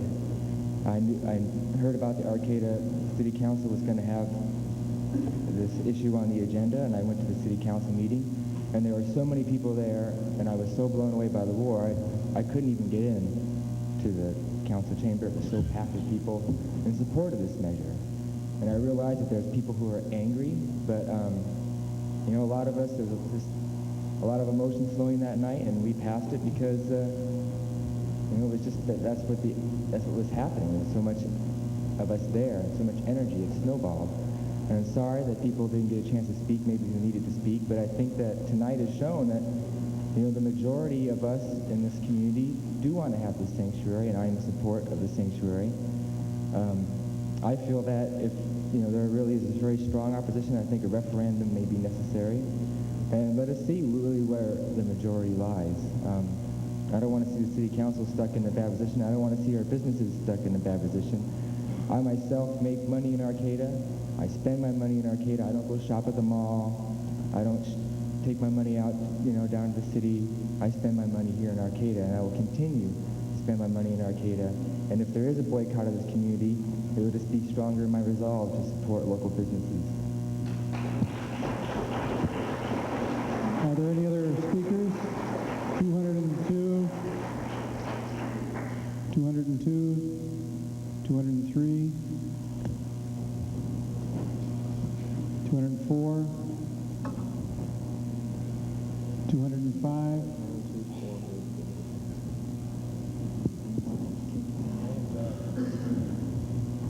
Hi, my name is Dan Jurdy. I'm a student at HSU, and I've lived in the community for 3 years. I live on F Street, and this just a couple things I want you to know. I have several friends from high school who are in Saudi Arabia, and they're there for economic reasons, not because they didn't join the army because they want to kill people. They joined the army because they want to make some money, so they go to college. I've never had a driver's license, and I plan to not drive a car as long as I can. So I'm not going to be supporting Saddam Hussein. And when I heard about this resolution Wednesday night, I didn't even think about the fact that the city council was meeting, and I was really glad they passed it. Because actually, here's something, they're doing something for me. I mean, I've gone to a lot of city council meetings, and I see business interests in downtown Arcata as the dominant force in almost everything they do. They're sort of preoccupied by it, and I don't blame them. I mean, that's the main focus of most of the people who attend the meetings.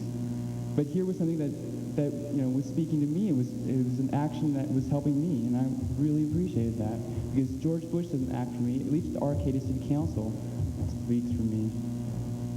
And there's a point I'd like to make, and that is, some speakers have said that they're ashamed of and outraged at the city of Arcata. They want to recall some city council members, even though they've already rescinded it. And I'd like to bring up a point that, if you think about it, it's really stupid. They do so many things, and yet, for one action, we're going to recall the city council. Well, I'll tell you, I'll be ashamed that I live in the city of Arcata if they are actually recalled, because how stupid can it be that you recall a city council for one action, an action that I think the majority of people in the city are supporting. And I'd like to see a referendum. I really would. I don't want to have the blame all put on them, because everyone thinks they're in the majority. Everyone thinks, whether they're for or against, they think they're in the majority, and we're putting all the pressure on them, and it's not fair.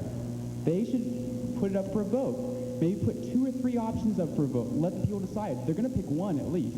You can have options where it might say, we support the troops and we want peace as soon as possible. And then might be one going farther to more military, and a third one might go to more of a pacifist mode. And you might see that 2 of them will pass and 1 of them won't. And I'd like to see that. And I don't care if it's going to cost a few $1,000 for a special election. Who cares? If the city council votes for another resolution, they might get recalled. That's going to be another special election anyway. Or if they don't vote, they might get recalled anyway. So that would be another special election. So why not let the people decide? And I think a lot of people are going to get the frustrations out, and a lot of the fear that we're seeing around here will be turned into some positive action, because they'll actually get to vote and campaign for something, not just against people. And I think that'll be helpful. Thanks. Number 205, 206.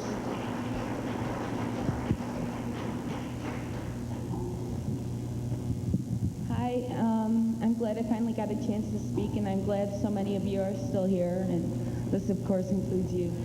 My name is Cassidy Terrapin, and I was absolutely thrilled to hear the City Council's resolution to designate Arcata as a sanctuary for conscientious draft objectors. It's good to hear, at least from some level of government, at least talking from the heart instead of the pocketbook. I fully support your decision. I fully commend you for making this decision, because I do not want to see young men fighting old men's wars, and that's what this is. And I'm also glad to have seen so many brothers and sisters speak out against the war machine. And I'm not just talking about the war machine of Saddam Hussein, but a greater and more evil one of George Bush, the one that's fueling him, and his new world order. But we won't go into that because it's 2:30 and I only have about 2 minutes left.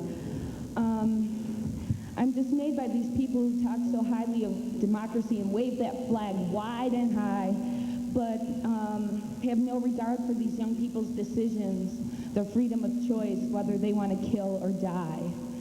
And I'm not here to throw stones, because there's enough of that going on in the world today.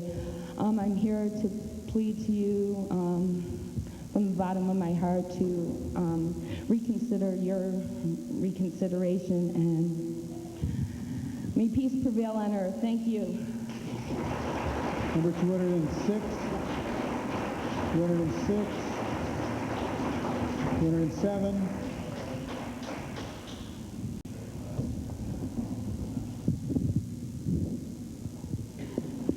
happy 2:30. My name is James Wisen, and our place of business is 824 L Street here in town. I don't live in Arcata. I come here and work. I've been around this area for approximately 14 years, and I'll tell you that this is really astounding. I've lived in a lot of places, and to have this many people here when a lot of us have to wake up in like 3 hours or so is really something. And living in this, away from the city, but working here, I get a real sense of distance. I was one of the first people who came in here tonight, and because I didn't understand that I could get in, you know, as a speaker, being here as part of the business, that I've been waiting, you know, 8.5 hours. But in this time, you know, living here this long, I've been a student. I'm not a student now, but the person that mentioned that, you know, people who are active are only students and won't be here long. Well, I could be around here a lot longer, and I've been active a long time. And I hear a lot of people talking about majority and minority tonight, and I think that's really fallacious, because I've seen it fairly divided. And I've seen, going to council meetings for various reasons, I've seen that the silent majority was sure silent then. They weren't there. And, you know, actually the people who've had the most commitment are the people who are still here, and the great vast majority of the people still here are not part of the silent majority. Now, I've heard pride talked about tonight. Pride, if you read the Bible, is a sin. I think pride is the problem, a big problem. How about respect and admiration? Respect for differences of opinion, admiration for courage, people who follow their convictions. And basically, you know, I'm going to quit reading my notes. Basically, I feel that this is democracy and that people care. The people who are here really do care. I care about what's happening. I've been in this county a long time, and I do not like what I'm seeing. I do not like the changes. And I see it manifested in the city. For example, I just saw the sign over here. We support America. I wish I could support my country. When I was a young boy, you couldn't have found anybody who was more patriotic, who loved his country more. My country sickens me now. And there's very good reasons why my country sickens me now. Because my country lies. And I am tired of pride. I am tired of this nonsense that people can't see each other and dig on the differences and try to work something out between ourselves. I don't really want to see, I'm not anthropocentric. Mr. Wyson, your time is up. I'll finish right up. As far as representation, this is real fast. As far as representation goes, that people have claimed that they don't represent them, I live in the woods, and I'd rather vote for a bear myself. You know, bears are honest, and I know where a bear's coming from. You know, a bear doesn't vacillate. Mr. Wyson, we have many people who still... I know, but I'm getting to my final point. It'll be right here. So don't back down because people have stated that you don't represent them per se. My representatives in government do not represent me, and I wish I could live in Alaska because the spirit there is one that they look at this place as outside, and that's how I feel. I feel like an outsider in my own country. 6. Number 208, 209, 210.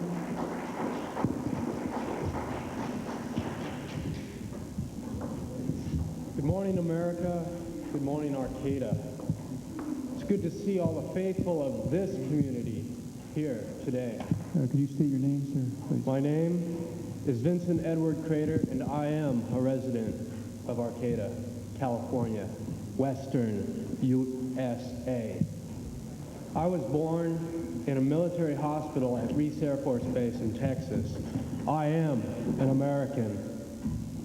My father served as a U.S. Army ground soldier against the Nazis, flew in the Army Air Corps against Japan, was a test pilot for some of the first jets, and helped to create the Air Force we have today. He was the B-26 navigator in Korea, and in the late 60s, a supply officer for the U.S. troops in Vietnam. I am very proud of my father, as I am very proud of the U.S. soldiers, our brothers and sisters who sit and wait and who partake in this war. In the early 70s, my father spent his last tour in Vietnam bagging and tagging the dead U.S. soldiers to the very end and fall of Saigon, just because he sent the good supplies to the front soldiers and not to the back to the high officers' command. He was a part of the United States Air Force, and he worked hard for this country, then suffered and died at age 56 of post-war trauma. I've seen the photos and heard the tapes and read the many reports he made. I've been woken by the many, many nightmares he has had. I have the memories that I now pass on to you. Before he died, he told my brothers and I that if World War III came, he would be the first to take us to Canada. My father, Major Paul E. Crater, is honorably buried in the Riverside National Cemetery. I don't want to join him at age 24. This war is President Bush's way of controlling U.S. population. In conclusion, may I say, let us all remain united. Fellow Americans, this war is not our fault. Mr. Bush has made the mistake, and now it is up to us to live, not die for it. Freedom of choice. War kills. Thank you, Curtis. Number 211, 212.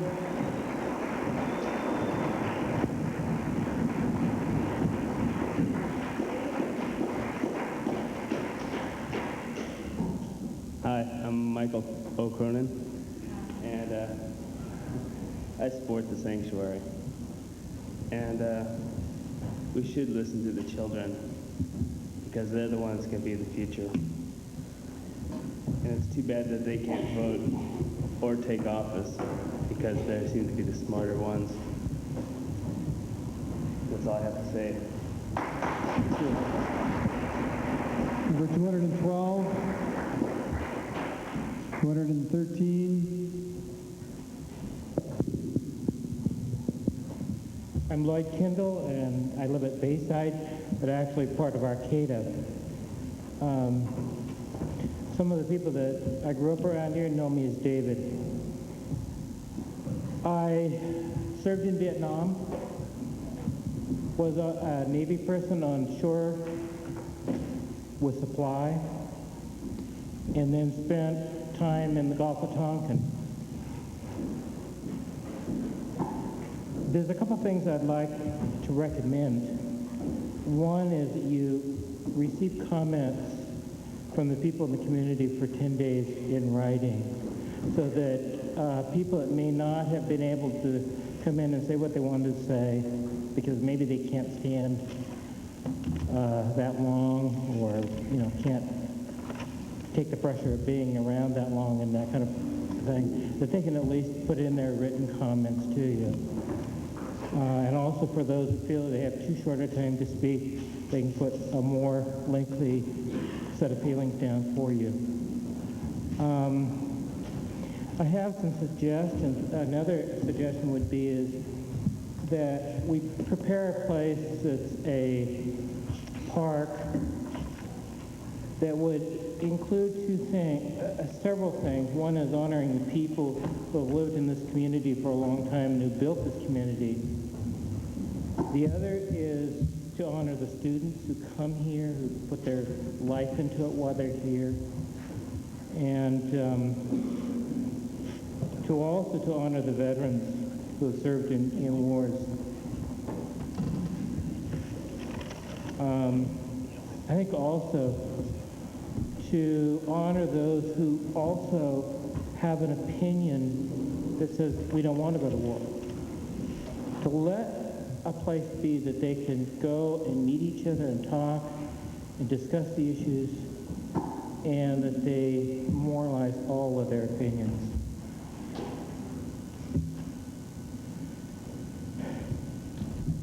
I hope that the town thinks real heavily and wisely and doesn't even have a plebiscite of either kind. Receive the opinions in writing from people, and I hope the people that have been standing around thinking that they should have a recall, not that reconsider that. Put the money and effort that it would take to run an election, a recall, put that into building a park, a place where they can get together. Also a place to build a building where the veterans, as they come home, can have a doctor, nurse, and people that they can go for treatment here in Humboldt County that don't have to do like I have to do now, go all the way to San Francisco for treatment and care with bone diseases and stuff that come out of a war situation. Number 214, 215, 216, 217, 218, 219,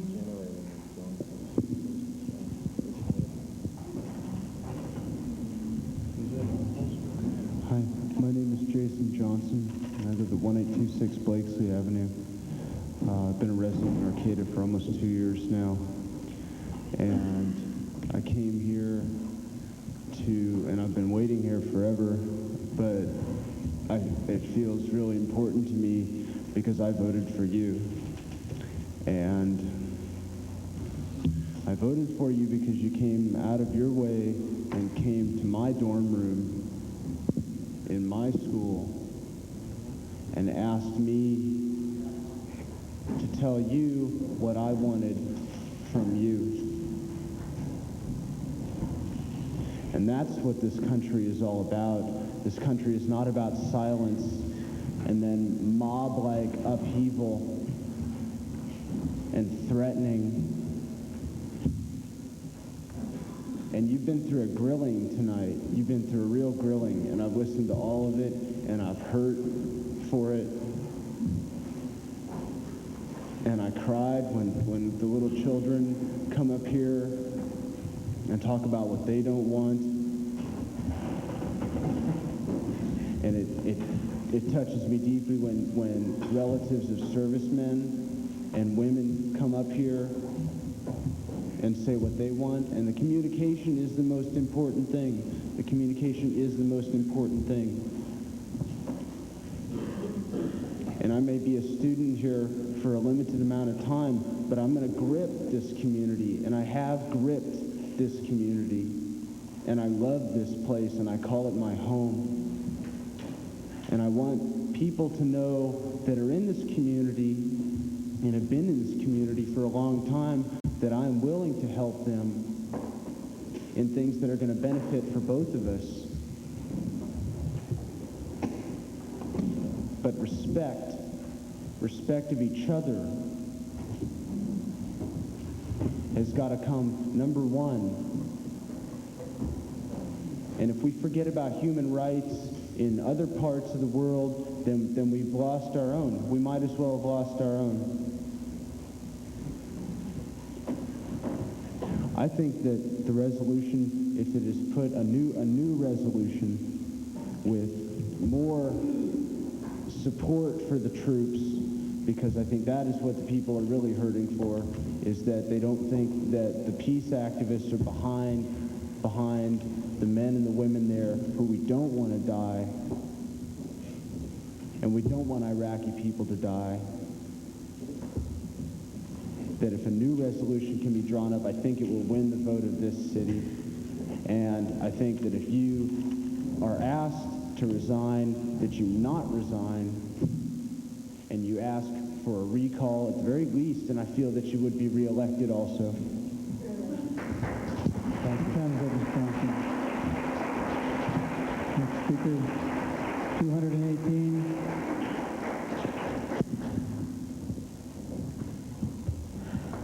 War is wasteful, first. And I wish the lady was here. Excuse me, ma'am, could you state your name, please? My name is Jamie Romeo. I live in Arcata. I work in Arcata. I go to school in Arcata. I wish the lady was here whose child was getting harassed in Eureka, because we can't bow down to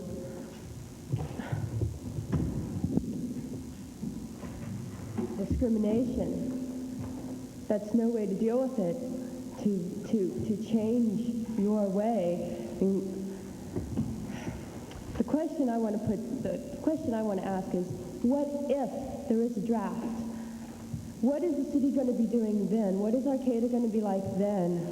If we have discord now, what if there's a draft? What if our police force is going around to houses and pulling out the 20, 21-year-olds?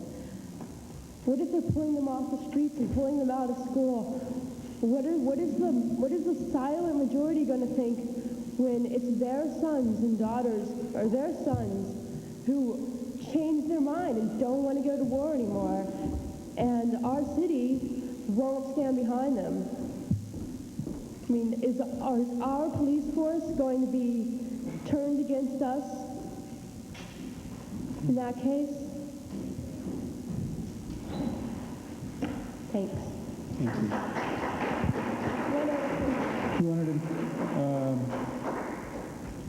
219, 220.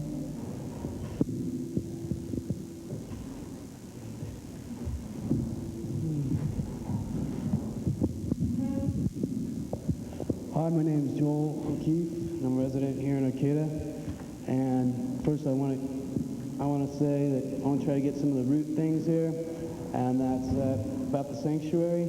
For people who refuse to cooperate and go to war and kill people, I was really glad when you made that decision to appreciate that some people are doing a good thing for doing that in this world when we really need people doing that.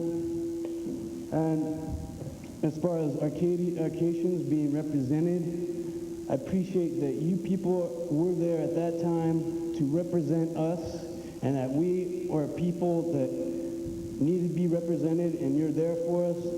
And I wish you would make a stand and someone be there for us to represent us.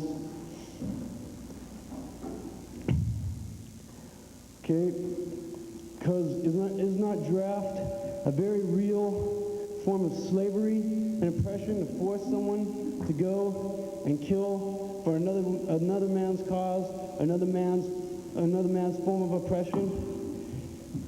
I'm not going to just say no. I want to completely say no to no Gestapo tactics if the draft gets instated. We don't want to be a persecuted people. No cultural genocide of our peaceful people, throwing them into prisons and subjecting them to a life of that kind of a hard situation. We shouldn't have to make that choice. And just like the Nazis, never again, this kind of thing. This is a real important time, and there's a lot of people depending on us. There's our ancestors from the future, the past, and think of Gandhi. Gandhi for 3 seconds, what he did. That was nonviolence. And think of what Martin Luther King and nonviolence and what that means and how important that is for us.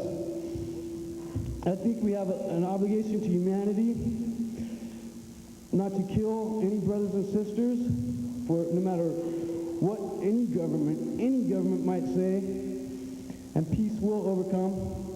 And I'm giving a call now for all people all over the world, a call for nonviolence and disobedience if those systems call for us to act, to kill.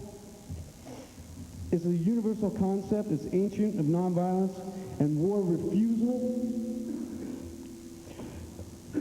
Again, all these people are depending on us for thousands of years to make the stand at this time right now. And World War III is imminent. And I want to also appreciate all the nonviolent people. They're making a stand all over the world, whether they're heard or not. Mr. Keith, your time is up. Okay, and in closing, let us evolve beyond war to a new era of universal nonviolence and nonviolent non-cooperation with any establishment or system which uses war or violence against the people of Earth, period. 221. 222. How many speakers, how many people still wish to speak from Arcata? If you could kind of move over in the direction of the wall so we can move right along. Please. My name is Erica Whiskey. I've heard everybody tonight. I believe a lot of us are saying the same thing. None of us want this war. It's so hard for me to deal with this day to day. I'm sure it is for you too. I support the City Council's resolution. I want to be able to speak and make my own choices. I quote a well-known musician. He sang, "We've got to love one another. Just take your fellow man by the hand, make him try to understand. We can all be together forever and ever when we make it to the promised land." Is this not supposed to be our promised land? There's no togetherness about fighting against our own brothers and sisters. We should have a choice. I support the resolution fully. No war. Number 224. 225. 226. 227.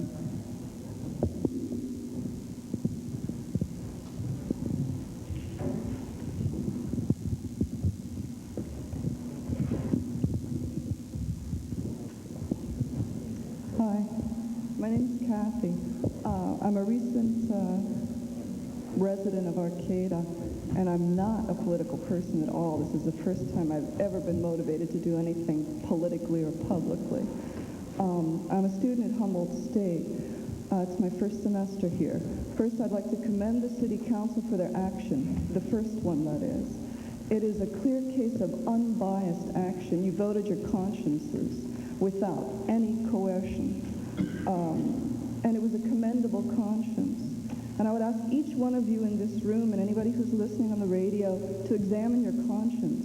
Do you really support our aggression in the Mideast? Are your goals so short-term? Is Saddam evil, or is he a convenient scapegoat? 10 years ago, we supported Saddam. We supported the sale of arms to him. The United States presence in Kuwait is directly proportional to the amount of oil present there. But in 50 years, there won't be any oil. At this point, in 50 years, after how many automobiles have been built, how much more pollution has been spewed into our slowly dying earth, where will you and I be? Where will the city of Arcata be? What will the city of Arcata be doing? What are our long-term plans and goals?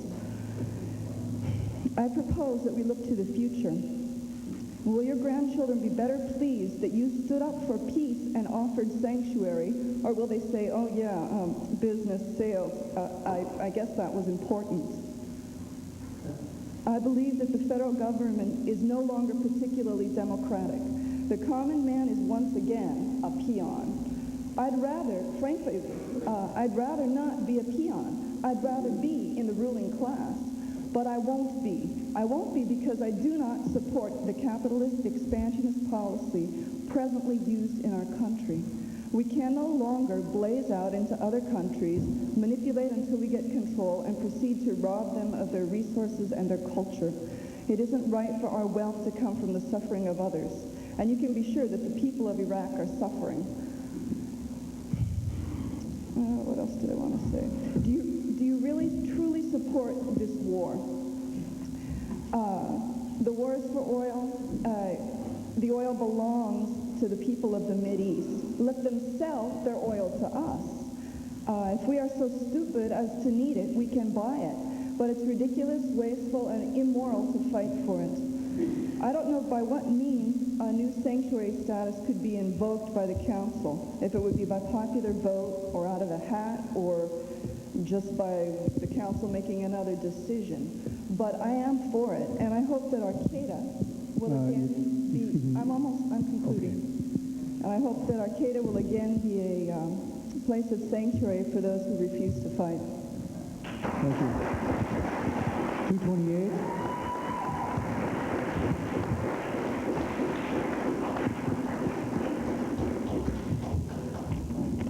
Wake up. I'm up. Okay. My name is David Gustafson. I'm 18, and I've been an on and off resident of Arcata for the past 10 years. When I wasn't here, I was in New York, Western New York, a small town only about twice the size of this town. Now, I'm really glad that you guys voted this place a sanctuary because I came back here to get away from violence out there. We have violence here. Now, if I want to get shot at, I'll move back to Olean.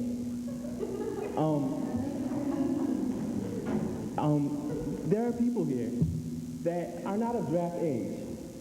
And there are people here that do not know, well, actually, I thought this up when there were more people here, which I was a little bit angry with, that do not know anything about world politics, anything about what we have done, anything about right and wrong. But they are willing to send me over there. No, I'll be in Leavenworth. Martin Luther King is somebody that I have adopted as a role model. He said two things that really fit with me. He said, let freedom ring. And he said, there's a time to let things happen and there's time to make things happen. I think this is the time to make things happen. I think you guys have taken a good step towards that. And I think anybody that is going to vote against the resolution, if there is a vote, is voting against my freedom. And I'm not stepping on anybody else's. Don't tread on me. Number 229, 230.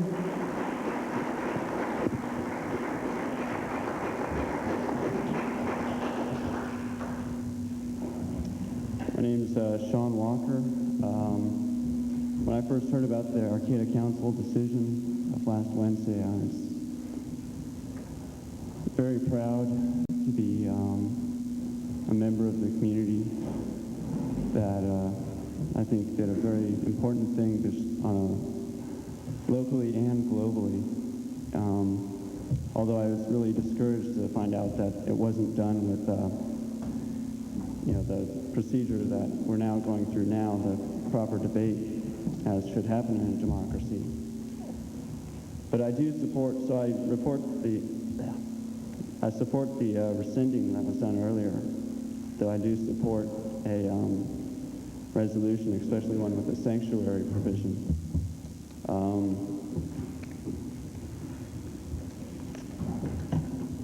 A couple of days ago, I guess it was Thursday or Friday night, I made some phone calls to city council members, and I was only able to get a hold of you, Lynn, and it sounded as if I was one of the few people who was in support of your vote on the resolution, and you seemed like you appreciated that, and I hope you stick to your beliefs on that. You said, I guess the union had said something today as far as I made a mistake or something, or it was a mistake, and I hope you mean the procedure and not the resolution. And I voted for you all. Well, I voted Bob and Lynn into office. I took part in that. And I voted for you as persons, not as people to be subject to what I see as somewhat reactionary whims that I was hearing earlier on in the radio program. There was talk earlier as to supporting our elected president. I can see some of the philosophy in that, but I think what's more important here is supporting our elected city council, our local community government, you know, and stand up for what we and or it believes in. George Bush has made a decision and he's following through with it, and let's do the same with our decision. And I also support the call for a referendum and get some real participatory democracy to go on here and get the people to vote, you know, because maybe they didn't. There's probably a lot of people from the sounds of it earlier who wish they had perhaps voted differently or voted period in the last election, and a referendum on this issue and on issues like it in the future would be a great way to democratize the process further. Mr. Walker, your time is up. Well, that's about all I had to say. Thanks. 231.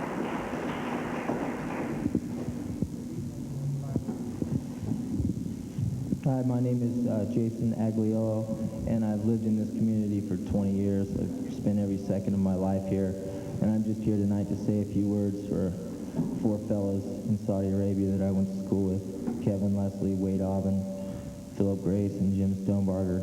I support you 100%. I love you guys, and I don't want you to look at Arcata and see this sanctuary and think, that's my people, man. They're not for me.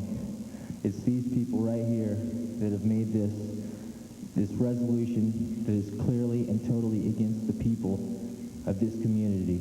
Thank you very much. 232.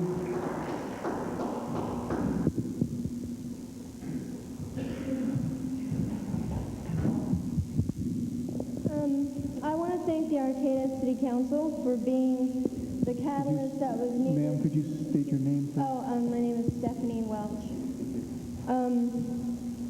Thanks for being the catalyst that was needed to get people off their butts and out here somewhere near a microphone that's turned on, which should always be turned on. Everybody has different opinions, but that's great. Conflict is good. Violence isn't. War isn't. Communication is the only way that we're going to bring about peace. So I hope that everybody will wait here until all of these people are done speaking. I've never been more awake in my life. It's 3 o'clock in the morning and I'm wired on this community right now. People asked the protesters before the war started why they're out there and why they're concerned about something that's so far away. People were asking, why are you sleeping out on the quad when, this is the Mideast we're talking about, and now it's come home, and now it's time to do something about it, finally. The resolution, I think that the new resolution should be voted on by the people one by one. Everything should be voted on by the people one by one, but especially in an issue like this.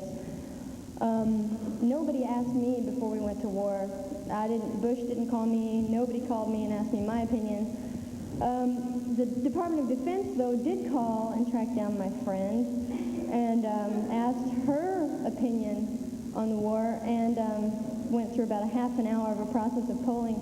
One of the questions, though, said, we want to tell you a few slogans, and you're supposed to mix and match and tell us what slogans this makes you think of, what the slogans make you think of. One was, be all you can be. One was, it's not just a job and it's adventure. I mean, they seriously asked her these questions. What does this make you think of? Marketing, let's market the war. I've had endless discussions with my friends about the apathy of the American people, the apathy resulting from their idea that they didn't want to be involved in politics. Well, you have no choice. 6 months ago, I would have never guessed that this would be happening, and I'm overjoyed that people are working together finally. Don't stop with this war. Hopefully it'll be over with, no draft, no anything. It'll be done with, and we'll just keep fighting, keep voicing your opinions, and take responsibility finally. Number 233. Number 233. 233.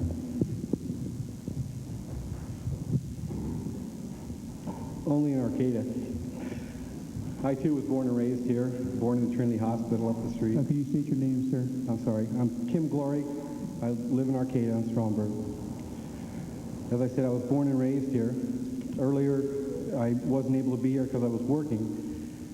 And I heard several people making a lot of comments, both for and against the resolution. I tried to put faces to these voices over the radio because I wasn't watching on TV and I didn't have a chance to be here. Some of the comments that were made were, where are all the people that are in danger of being drafted, that are in danger of going over to war? Why aren't they here? Because all the people that were against the resolution, they're all older folks. They're not in danger. I'm against the resolution. I'm Sergeant Kim Glory, California Army National Guard, Det 1 670th MP Company. My unit could be called up any time, or it could not be called up. I just wanted you, the citizens of Arcata, to put a face to one of the troops that'll be over there. Someone earlier, too, said they don't like the individuals being called troops. And that's a term we use. It's not derogatory. We don't think it's derogatory. We have a lot of women in our unit. There's some women I'd go to combat with. Some men I wouldn't even want near me. I wouldn't follow them to McDonald's. There's been leaders that way. Basically, the city council's been hammered enough. I don't think I need to reiterate on any of that. I just wanted you to see someone who could be over there real soon.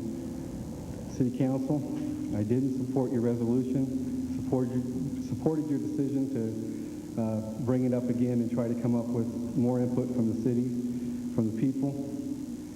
And I do promise you this, if I am activated and I end up in Saudi Arabia, I'll send you a letter. Thank you. Thank you. Number 234. 234.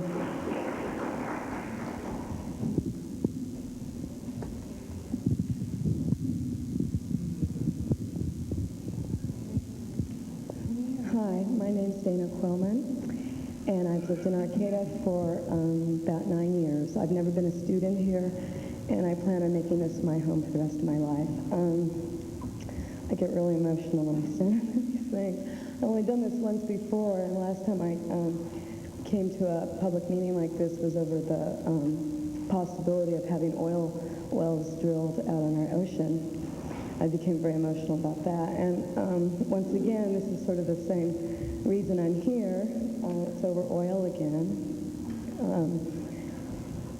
I'd like to thank the City Council for putting themselves out on a limb, and I really respect all of you. And I love this city and this county, and I love everybody that lives here, whether you agree with my views or not. I think that we are very lucky to live in a place where the community can come together and unite and speak about issues like this in a peaceful way. And I think that this conflict is healthy that we're having here right now because it's unifying us on some level. And I think that something good's going to come out of all of this. I'm sorry that there has to be so much anger and strife over it right now, but I really believe that it's going to turn out really good on some level. I do hope that there is a vote where we all have a chance to put our own say into it. And I think that will resolve a lot of anger because that'll be a real truly democratic process. I hope that Arcata does start to take some measures towards the energy problem. I know we have a great recycling program. I hope that we can start taking more measures towards things more directly concerned with oil and decreasing the use of it in our county, in our city. And I think that would make a big statement. I just have to say I'm really proud of our city that I hope we made national coverage tonight. I think that it's very progressive what's going on here. And I'm really proud to live in the city, and I'm really proud to be one of the, I think it's only 3 cities that have done what we did here. So thank you very much. Thank you. 235, 235, 236, 235.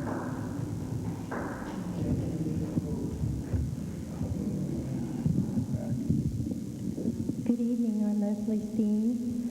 I would ask you to bear with me. Either I will say nothing or I will speak what my mind completely, because the thrust of what I have to say that needs to be heard by the business community, by leadership, and the wealthy in this nation cannot be understood if I don't get to say it all. Do I get to talk or shall I sit down? It's short. It's not that long, if you can bear with me. I will. It's hard to take it all in that fast, but I will. I'm a citizen of the world, a resident of Arcata, the friend of every man. I am a beautiful, gifted, and talented woman with love for every person and especially for all the world's children. I am a mother. I am an artist. I am a lyricist. I am a science medicine research writer. I am a creative concepts designer with unique and diverse methods for understanding the use of our resources. I am a person who has worked hard for every section of business in the public and private sectors. I have worked with the city, the county, the state, the federal. I have worked with private industry. I have run the gamut of the public and private sector in America. I have broad and deep exposure and a fine mind, a well-educated mind with which to understand what I have experienced. If we listen and we pay attention to the entirety of what I have to say, it will become abundantly clear that any resolution in support of war of the dissenters should not be retracted or repealed, but hailed, commended, upheld as appropriate, decent in every aspect, and a credible and correct posture for any governmental body which chooses to act in a responsive and socially responsible manner. It is not treasonous. It does not detract from the effort of sustaining the lives of all people that our troops are trying to do in the Middle East at this time, but it upholds the love and the peace that lives in the heart of every man. The suggestion to recall any council member or otherwise inflict disapproval or hardship of any kind on any individual for a patriotic humanitarian gesture is truly asinine, completely out of line, and totally uncalled for, least of all in California, the most liberal state in the Union. If Californians cannot speak up and out with mutual exchange of ideas, we are in trouble. Genuine mutual communication on all fronts at all levels is our only chance to bring us through personal and economic world events successfully with peace. It is together and not separately that we ensure the acceptance of our diversity with health and safety for all of the society's members in every country. We must assist the wealthy few not to trounce all life, but to hinge universal recognition readiness that top leadership in business and governments must bring themselves. I'm sorry, but your 3 minutes is up. May I write something to you on this? May I shorten it then and at least talk on the one level that is of the most primary importance in a quick way? Unfortunately, we have many people... Do the public want to hear me here? Do these people want to hear this? Ms. Steen, everybody has been held to 3 minutes, and I think it would be inappropriate now to change that rule. So well, may I at least quickly sum this up on some of the key points that should be mentioned? I know it's late. I'm sorry. I should have come earlier, and I would have if I'd understood. Our problems are how to use resources differently. We need new work together that's mutually beneficial and productive, and that's the end that business and students and all of us should try to do together. This is the essence of our problems, and this underlies the war. And only if we help the wealthy and leadership to understand this and use the world's resources differently will we be able to enable the peace that we all desire. I'm able to really say anything. That's all right. I'll write my comment. Thank you. Thank you. Your time is maybe up. the union will publish a letter that I write. 236. That would be decent. 236. Thank you.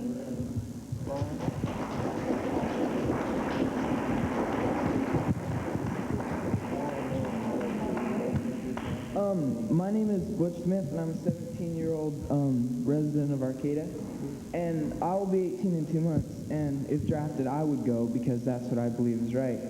And I support our president, and I support the war, and I definitely do not support the resolution. The war is not for oil, I mean, as everybody here thinks. The war is to stop Hussein. I mean, if you guys spent less time out there protesting and stuff and spent more time studying and watching what was going on, then maybe you'd understand that too.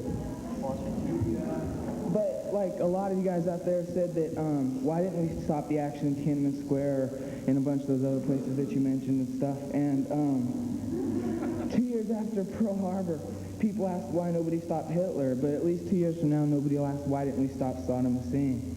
I mean, we didn't do something about Tiananmen Square or any of those other places, but we are doing something now. And so, I mean, maybe you guys should stop, you know, trying to protest and actually support the stuff that you're saying we should have done before. Yeah, nice slide. Thank you. 237. 237.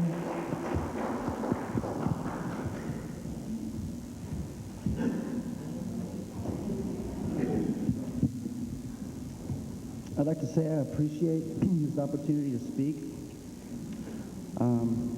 I'd like to start off by saying I support our troops, and I cannot support this war, though. This war is not over liberty or freedom, it's over oil. If there is a draft, which I hope there isn't, I would support people who did not want to fight also. This is not a just cause. It is not a just war.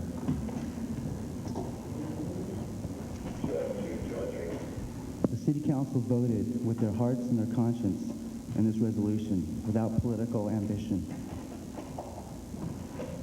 And I support them. I urge you to stand by your conscience and stay with your resolution.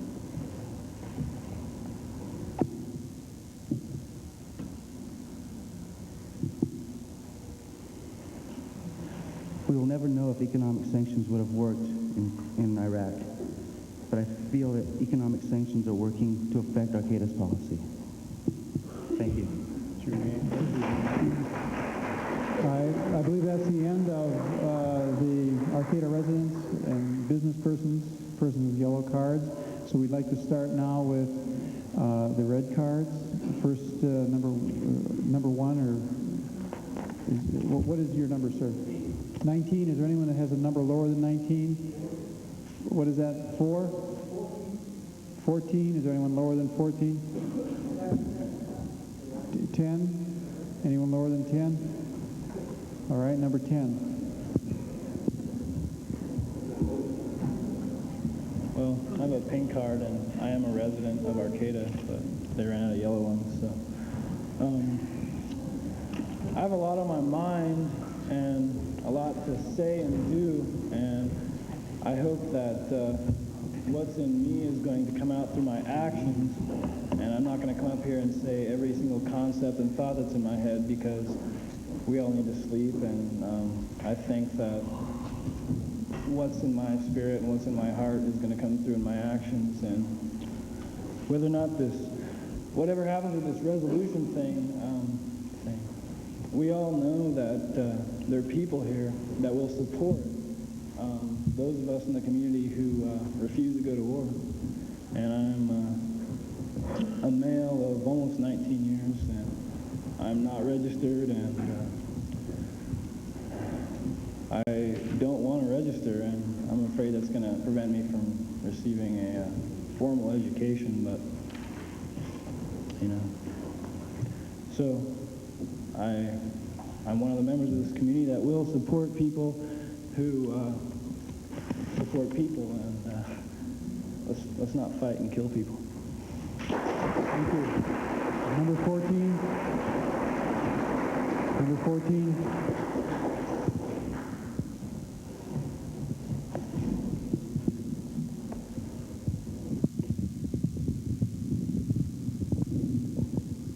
This is going to be the first time ever I address a crowd. My name is John Winans, and I live in Bayside. I'm a United States citizen. You might have read my letter to the editor of the union, so you know how I feel about it. I'm an immigrant. I came here in 1956. I know what war is as a civilian. For 5 long years, we were occupied by the Germans. I felt the bombs dropping. I know about hunger. I was a slave laborer in Germany. I was being shot at, etc., etc. But I'm here to support President Bush and his growth policy, and I support the troops. You Arcata City Council took the wrong decision when you declared Arcata a sanctuary. I'm glad you rescinded it. Hitler could have been stopped in time, but he was not. It would have saved many millions of lives if he was stopped. Saddam Hussein has to be stopped too, before it is too late.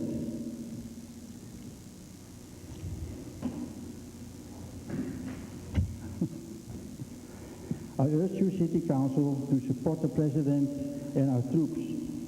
But better still, stick to your city business. That is what you are elected for, not to dabble in foreign policy. I wish very much for you to resign from office. And then, Mr. Schwab, I heard over the radio you were talking about the other side using terrorist methods. Well, it seems to me when a bunch of people swarmed from the plaza, when the plaza was opened, those were terrorist methods to me, and you applauded that. Well, I support the President, support the troops. Well, that sounds terrible, but it seems to me that Saddam Hussein must be very proud of you because of your action you took in the sanctuary movement. Thank you for listening to me. Number 19. Is there a number below number 19? Number 15? Is there no number below number 15? Okay, so 15 and then 18. My name is Laura. I am homeless. I plan to make Arcata my home.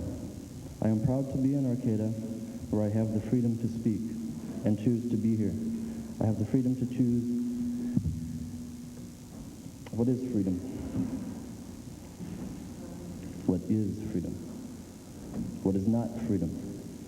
There are three words that I can think of that readily apply to a lack of freedom to choose. They are rape, slavery, and the draft. Freedom is choice.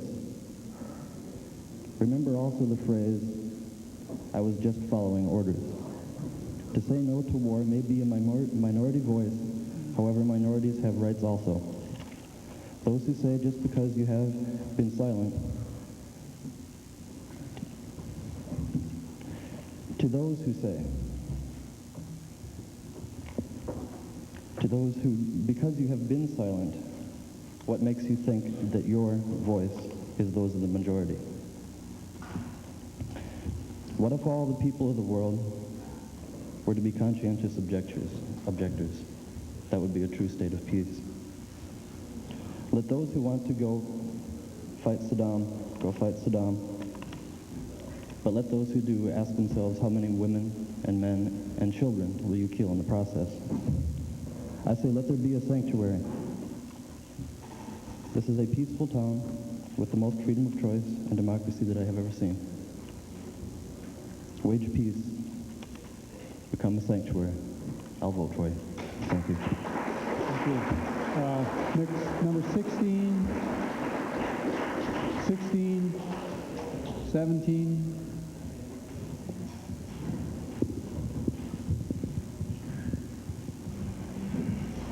I'm J.J. Kitchens. I stay up at a fish hatchery up in the mountains and heard all this going on. I helped to build a couple, 3 sawmills around this countryside. I used to be a construction millwright. Worked for Alex Christie. I used to be a millwright around here back when we were cutting down all the redwood trees and sawing them up into boards. It was pretty fat times around here. I'm a non-vet. Seems like all my life it's been one of those things that about the time that I got really involved in something, there's a whole bunch of people that started screeching that it wasn't right. And I guess that's okay. It may be the way of my life. There seems to be four basic groups of human beings. There are politicians involved in government, and there are farmers, and there are merchants, and there are warriors.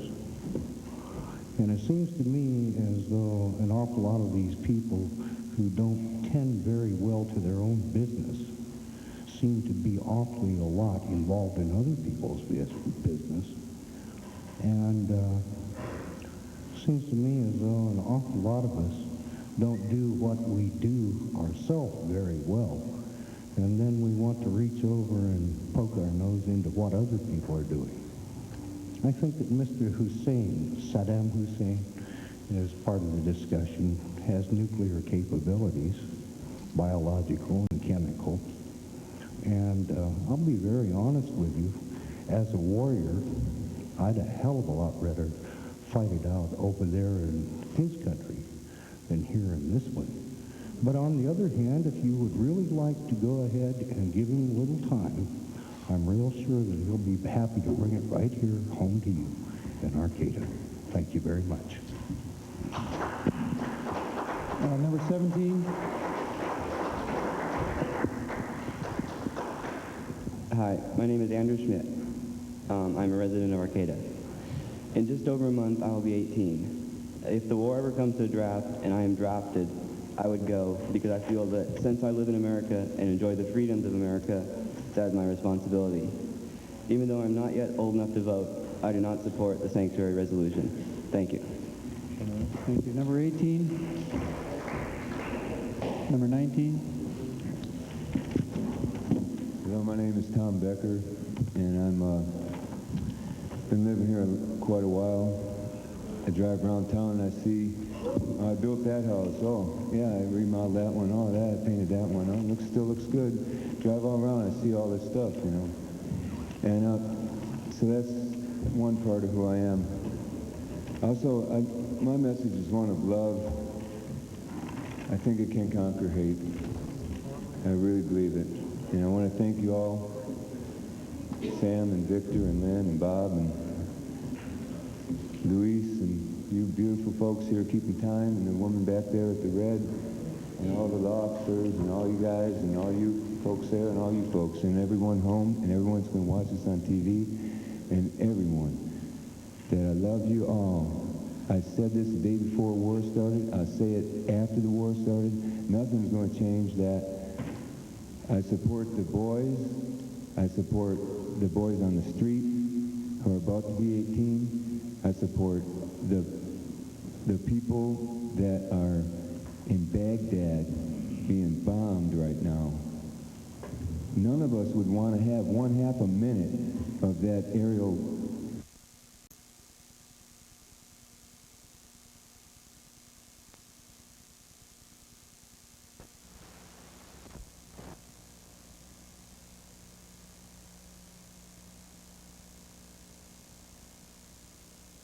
support George Bush, and I am against the sanctuary.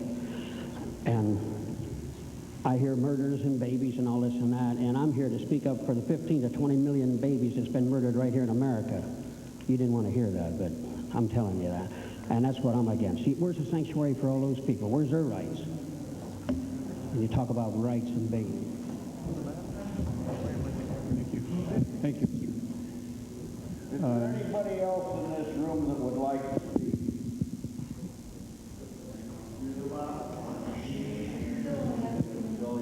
My name is Louis D. Martin, 1711 Balboa Road, McKinleyville. I put in thousands of hours in the last year for the Arcata School District. Yes, I work there. I have paved the streets for Arcata. Yes, I work here. I own a business in Arcata. You can debate legally if you want whether the Bank of America is a business and the finite deal of whether I own a share of stock.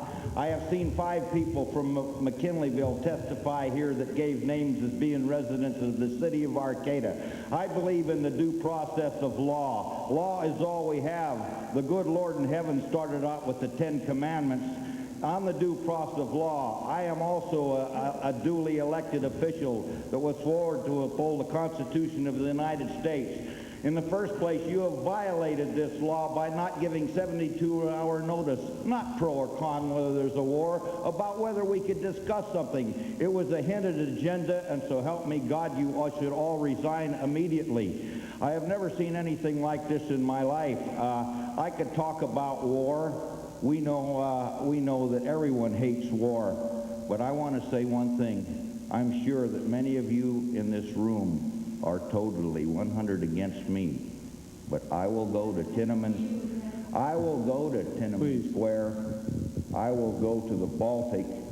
I will go to hell and back to protect the very likes of you that have given so little so that you may express your points of view, and you can still go to hell, the City Council.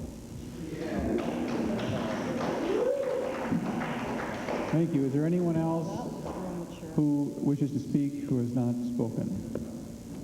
All right. I will then turn the meeting back to the Mayor, Victor Shaw.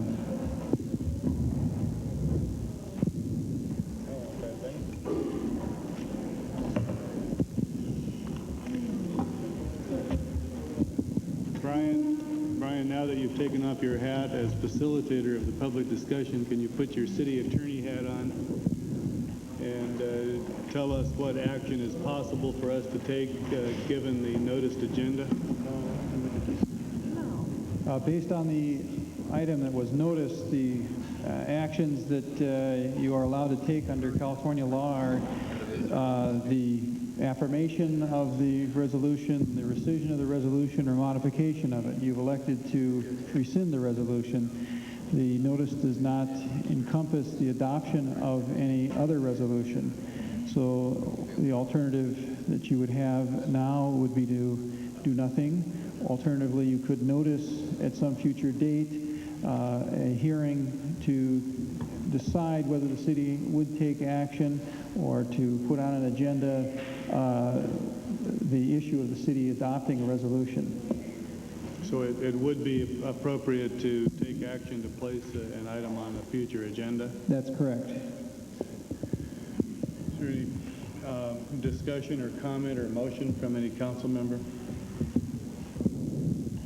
I have a quick comment. At this late hour, I don't want to go into detail, nor do I think I can function that well, and sorry. I would like to take the opportunity to thank everybody who was willing to come down and spend the great deal of time, make their comments. Certainly you made them plainly, clearly.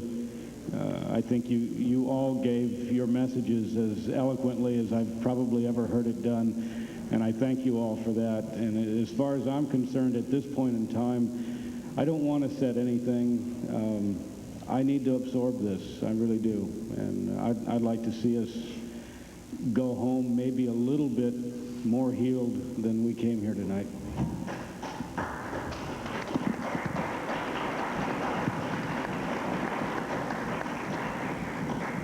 Anybody else?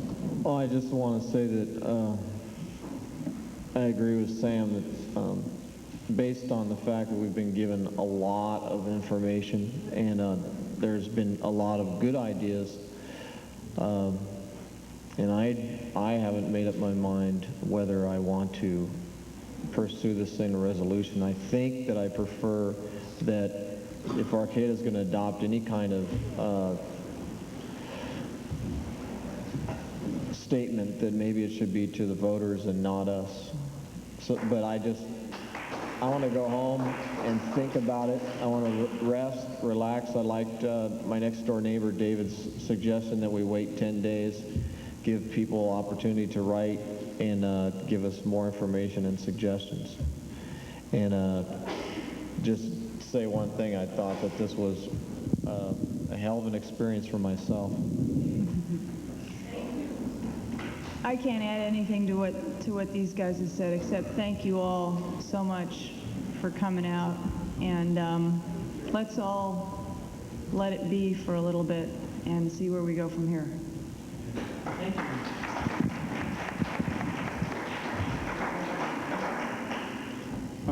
I would have preferred to have taken action tonight, or I guess this morning now, to place the issue on our next city council agenda. but there has been no motion to do that, so I cannot do that by myself at this time. However, any council member can request an item to be placed on the agenda for the next meeting, and that could still happen because I'm a council member myself. That could still happen before the February 6th meeting. And if that were to happen, the agenda would be noticed. I think it's the Friday before the meeting. So the agenda would be noticed on February 1st if something were going to be on the agenda for February 6th.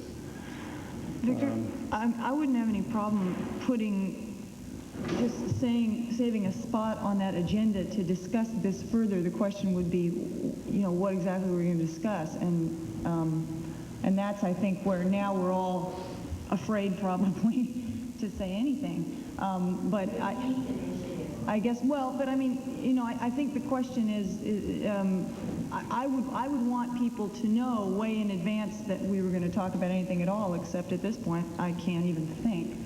So I guess, I mean, Brian, is there some way to save a spot on the February 6th agenda, but not say specifically what for or what we would want to do? No, I think you'd have to,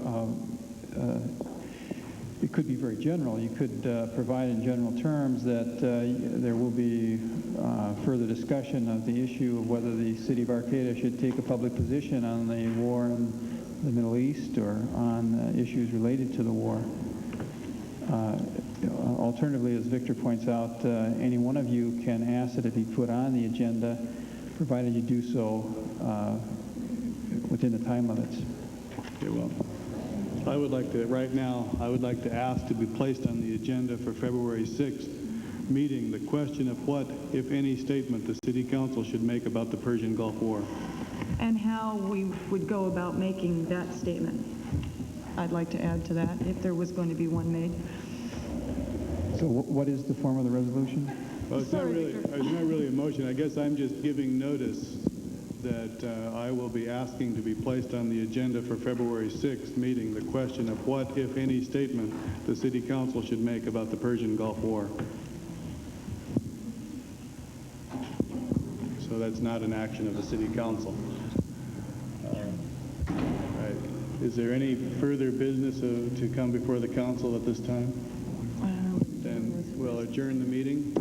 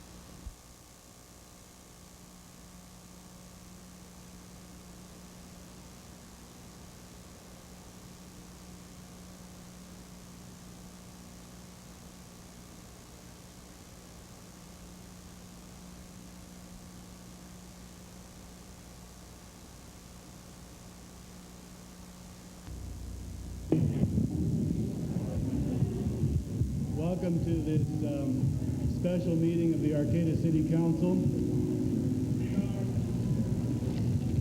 Can you please stand and join me in the Pledge of Allegiance? Pledge allegiance.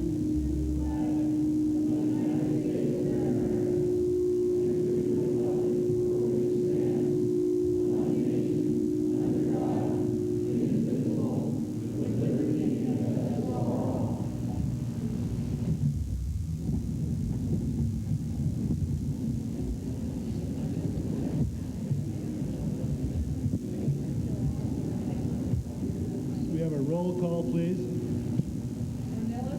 Here. Here. Here. Councilmember Lee left on a cruise last Thursday and is out of touch and will not be back until next week. She's the only smart one.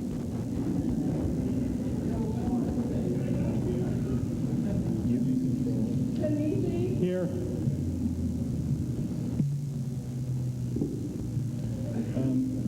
This meeting has a special agenda. It is an official meeting of the City Council. And the item on the agenda is as follows.